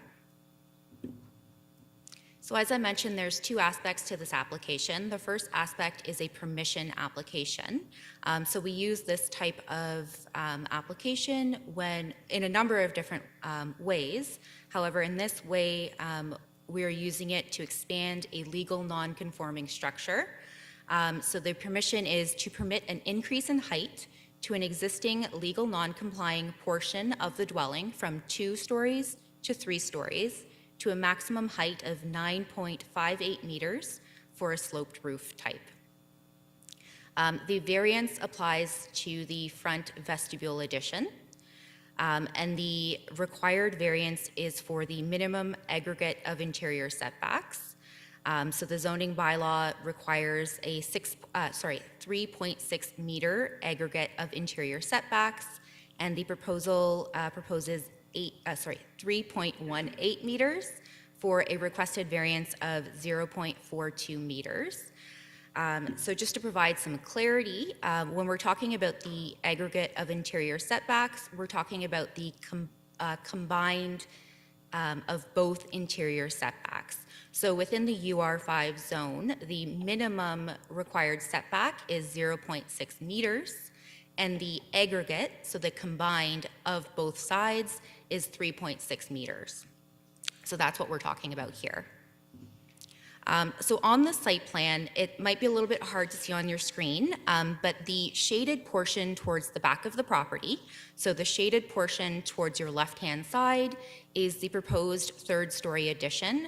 We'll get into some site photos in a second here, but the footprint of this area will not be changing. It will simply be increasing from 2 to 3 stories. The shaded area towards the front of the building is the proposed vestibule addition. There is an existing entrance at this location, and there's currently a set of stairs and a landing leading to that doorway. You'll see also there's a hatched area in front of the proposed vestibule. Just for clarity, this is not part of the subject application. It was provided for transparency, but it is zone compliant, so there's no variance or permission needed for that aspect. So in front of you, you'll see two pictures of the front of the building. On the right-hand side, we see a little bit of a zoomed out version, and on the left-hand side is a little bit zoomed in. So you'll see that there's two existing entrances to the building. And I just want to note that the vestibule is proposed on the right-hand side of that existing entrance. I've included a couple of elevations in this presentation just for visuals. So you'll see the east elevation actually refers to the front of the building. And the west elevation refers to the rear of the building, so the side that you would not see from the street. In this one here, we see the north elevation. So this is the side of the building where that third story and vestibule would be added. So you can see there's a slight increase in that rear portion, as well as a slight increase in the front portion where the vestibule would be. So all of the proposed works related to this application are within that one side of the building. And here we just have the opposite side of the building, so what it would look like from the opposite side of the work. The application was circulated in compliance with the Planning Act. As well, there was a courtesy ad placed in the WIG. There has been no correspondence received regarding this application. So moving on to recommendations, our recommendation for the permission is based on Section 45(2) of the Planning Act, which outlines the tests for this type of application. So the requested permission is deemed to be desirable and appropriate development of the subject property. As well, it is not anticipated to result in any undue adverse impacts on the surrounding property or neighborhood. As such, the permission is being recommended for approval, subject to conditions. The recommendation for the minor variance, when we look at minor variances, we look at the 4 tests under Section 45(1) of the Planning Act, which this application does meet. So the application meets the general intent of the zoning bylaw, the official plan. It is considered minor in nature, and it is considered desirable for the appropriate use of the land and existing building. As such, we are recommending it for approval. And so with that, I will leave it to the committee to discuss. I'm happy to take any questions or offer any clarifications, and we do have the agent on the application here in person as well. Thank you. Thank you, Shanti. We have the agent or the owner? I'm the agent. My name is Matt German. I'm the designer in the project and their agent. Okay, thank you. Welcome.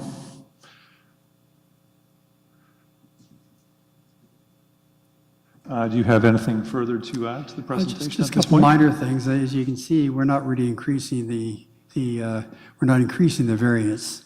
The variance is existing. It's non-compliant as it is. We're extending the vestibule as they have children. They need a bit more room for a mudroom.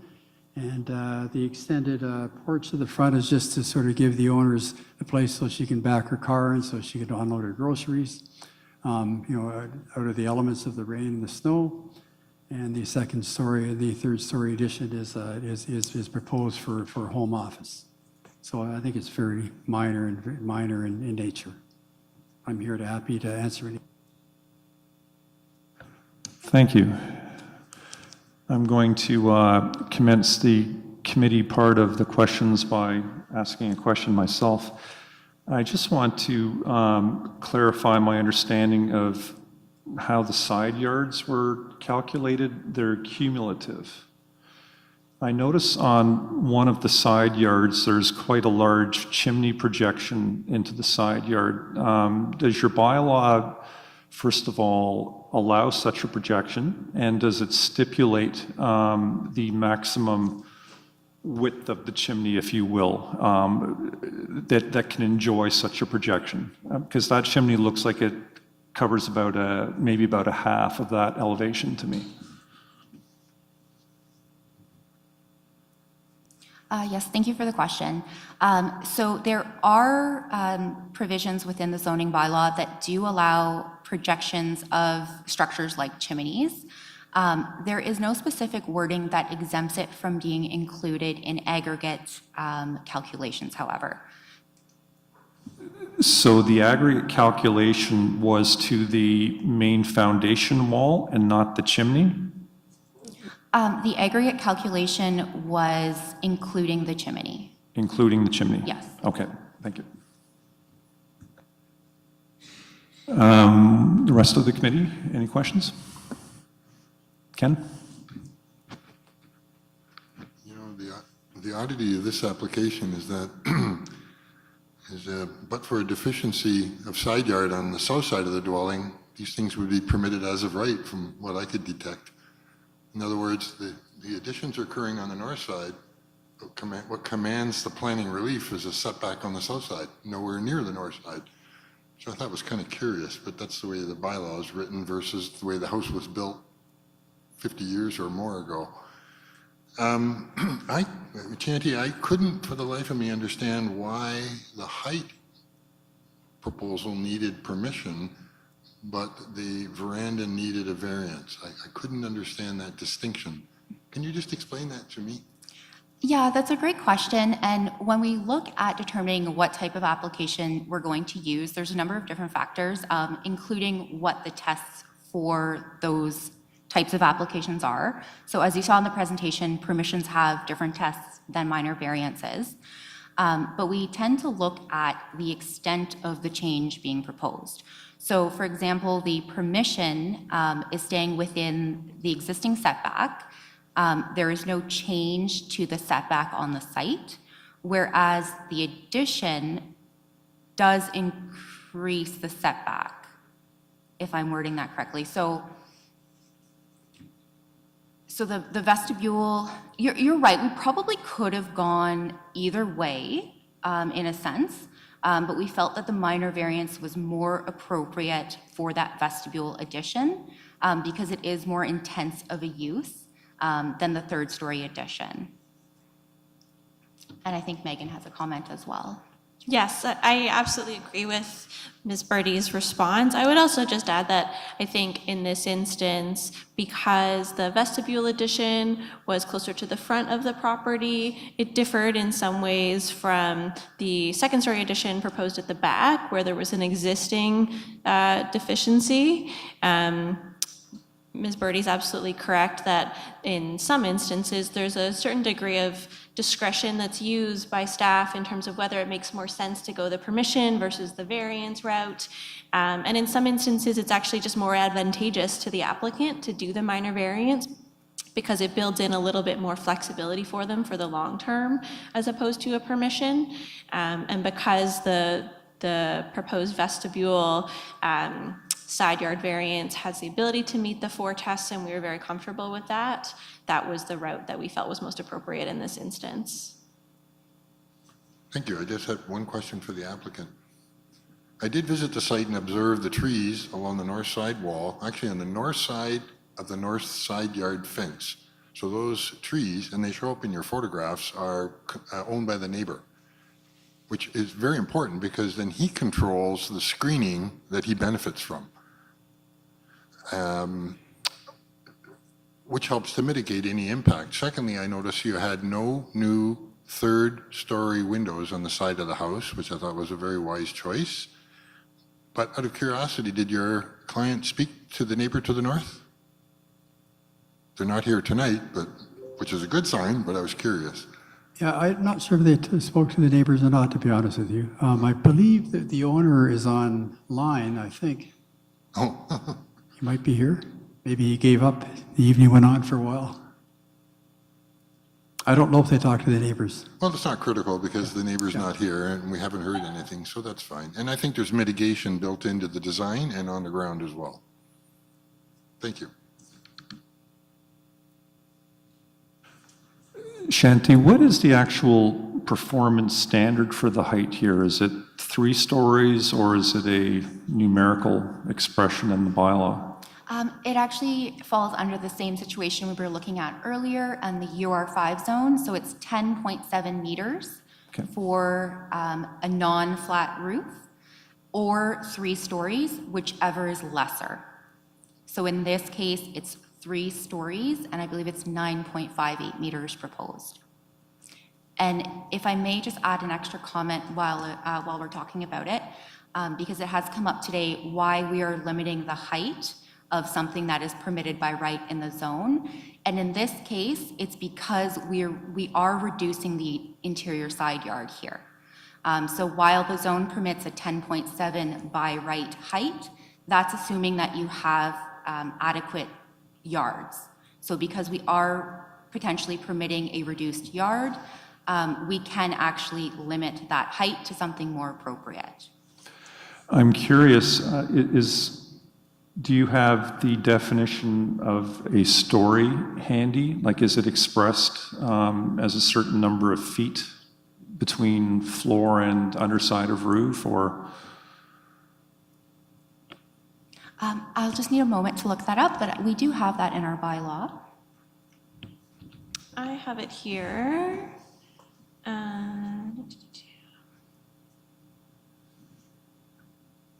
Okay, so the definition of story in the zoning bylaw means occupied space of a building between the top of any floor and the top of the floor above, next above it, or between the top of the floor and ceiling above the floor if there is no floor above it. Any portion of the building partially below ground is deemed a story where any part of its ceiling is 1 meter or more above finished grade, so as we spoke to earlier. And an attic is not a story. A mezzanine level is not a story where the floor area of the mezzanine is equal to 40% or less of the gross floor area immediately below it. And finally, where the floor area of a mezzanine exceeds 40% of the gross floor area of the story immediately below it, it's a story. So I think in response to your question, no. Thank goodness we've nailed it down to 9.58 meters. Yeah. Any further questions from the committee?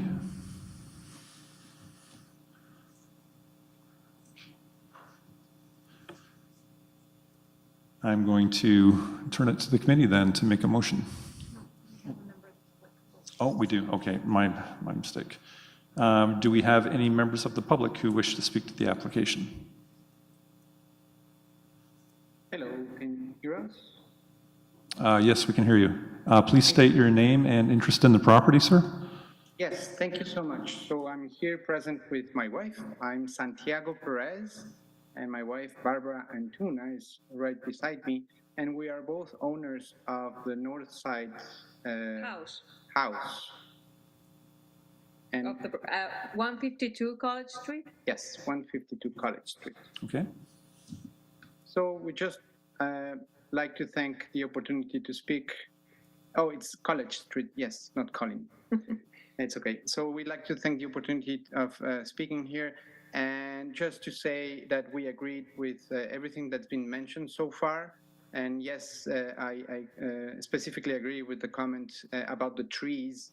And we do think that it would not make much difference regarding the shade, because the trees are already there and provide, well, the shade that we already are accustomed to.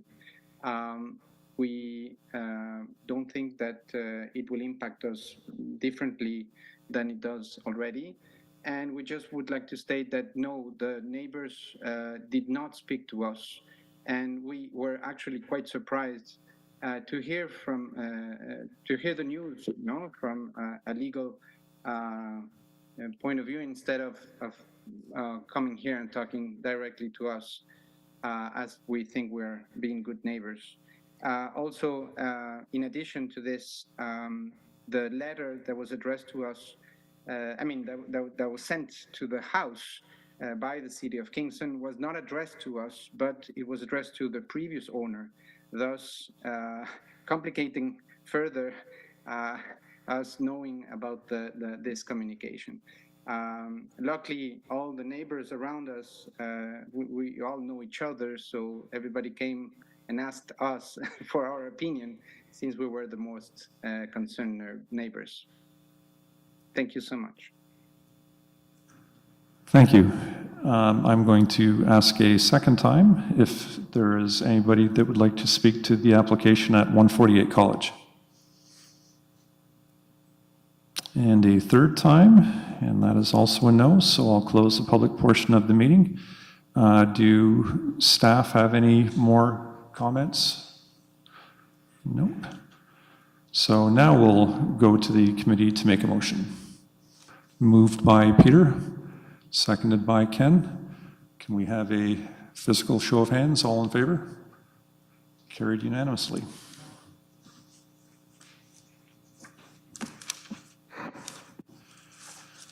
And moving on to the last application of the night, item I, 4301 Highway 15. Here we have a minor variance application. I would ask that this be read into the record, Ian. Thank you. Through the chair, our last item on the agenda is application for minor variance D13016-2023 for 4301 Highway 15, and Jason Partridge will give the presentation for this application. So good evening to you, Chair. This is a minor variance application for 4301 Highway 15. Next slide, please. The purpose and effect of the minor variance application is to request relief from the requirements regarding the minimum interior yard width setback provision to construct a covered porch within the front and interior yards of the property. Resulting new covered porch will be 58.5 square meters in size and complies with all minimum front yard setback, height, landscape open space requirements. Next slide, please. So there's only one minor variance, and it's for interior side width. It's important to note that this section isn't, this property isn't subject to the new bylaw 2022-62. It's subject to 3274. So what they're, the requirement for the interior side yard width is 12 meters. The proposed is 10.2 meters. And the variance requested is 1.8 meters. Next slide, please. So the subject property is south of Sand Hill Road and north of Joyceville Road. And it is on the east side of Highway 15. Next slide, please. So this is a site plan of the property. So on the left-hand side of the slide is the existing situation on the property, and on the right-hand side is the proposed wraparound porch in the interior and front yard of the property. Next slide, please. So these are the elevations proposed for the covered porch in the front yard and interior yard. So the top right-hand elevation is the western-facing portion of the property. The bottom left hand is the rear, and the bottom right hand is the front of the property. Next slide, please. Requested variance maintains the general intent and purpose of both the City of Kingston official plan and zoning bylaw 3274. The proposal is desirable and appropriate development or use of the land, building, or structure, and requested variance is minor in nature. As such, the proposal application meets all four tests of subsection 45(1) of the Planning Act, and the application is being recommended for approval subject to the proposed conditions. Approval of this application will permit the construction of a front and interior covered porch. It is also important to note there was no public comments received by the planning services as well. I'm available for questions. Thank you.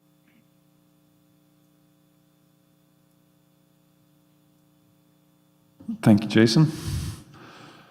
I will ask if the applicant or agent is present. Do we have anybody online? The agent isn't online, or sorry, the owner. I'm sorry, I didn't catch that. Oh, okay, go ahead, sir. Please state your name and interest in the property.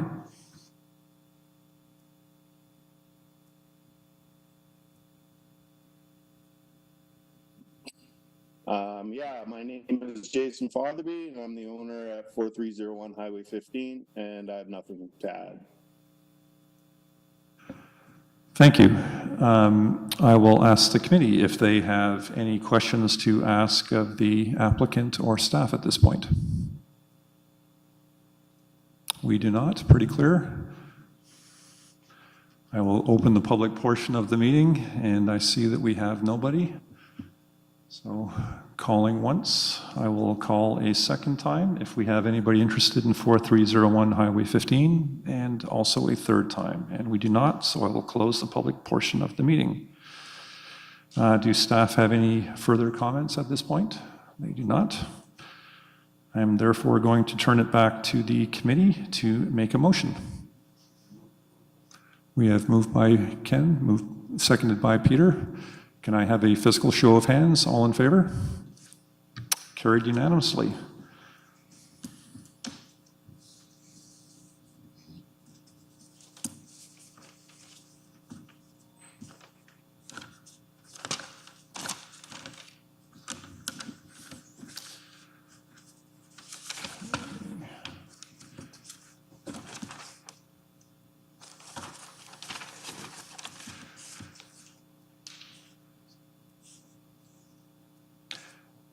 I don't believe that we have any further business at this point.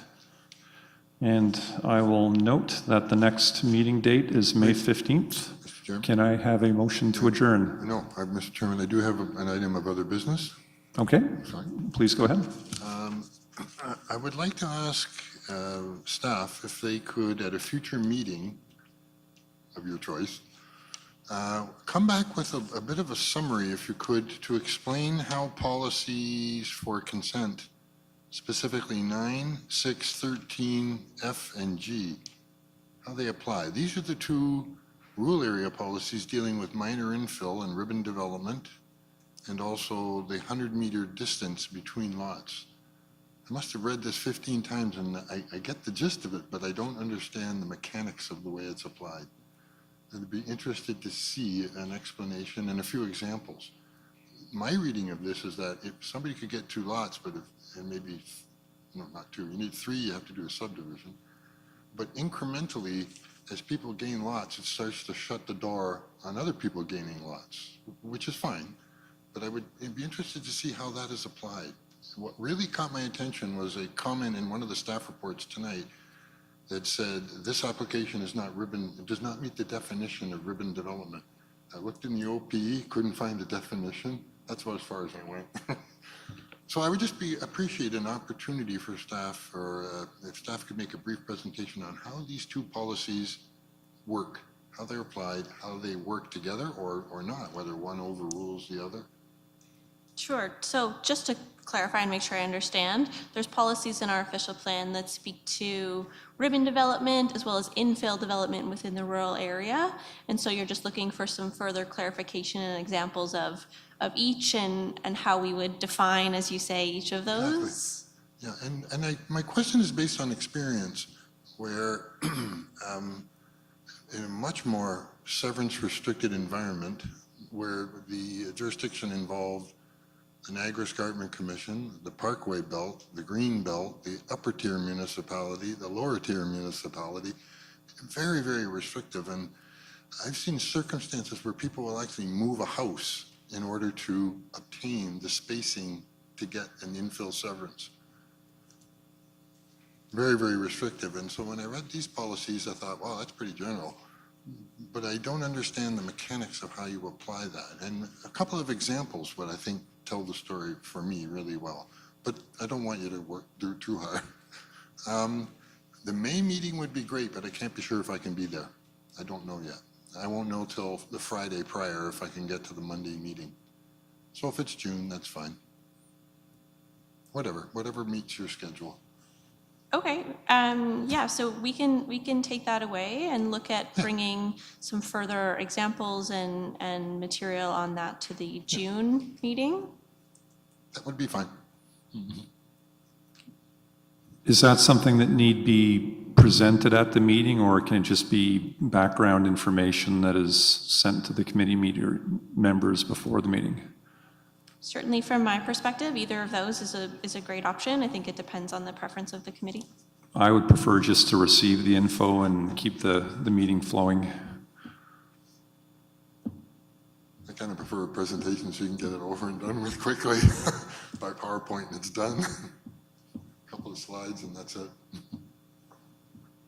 It doesn't matter to me, I'll go either way. I just need a little clarity of explanation of how the policies are applied and how they work together. Doesn't matter.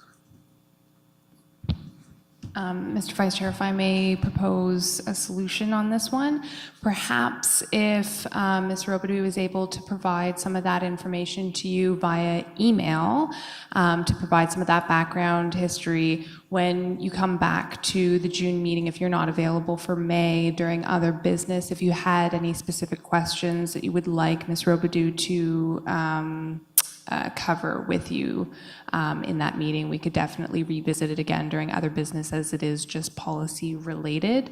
But again, we try to keep other business as brief as we can, and doing a presentation is unfortunately a little outside of scope there. So perhaps we can try the first round providing some background information via email, and then if the committee members, this would go to all committee members, so if any of the members had further clarification points, we could always try to address those during other business, if that suffices. Okay. Okay, perfect. All right, do we have any more business that we need to discuss before? And again, the next meeting is May 15th. Can we have a motion to adjourn? Peter, seconded by Ken. Show of hands, carried unanimously. Adjourned at 9:06.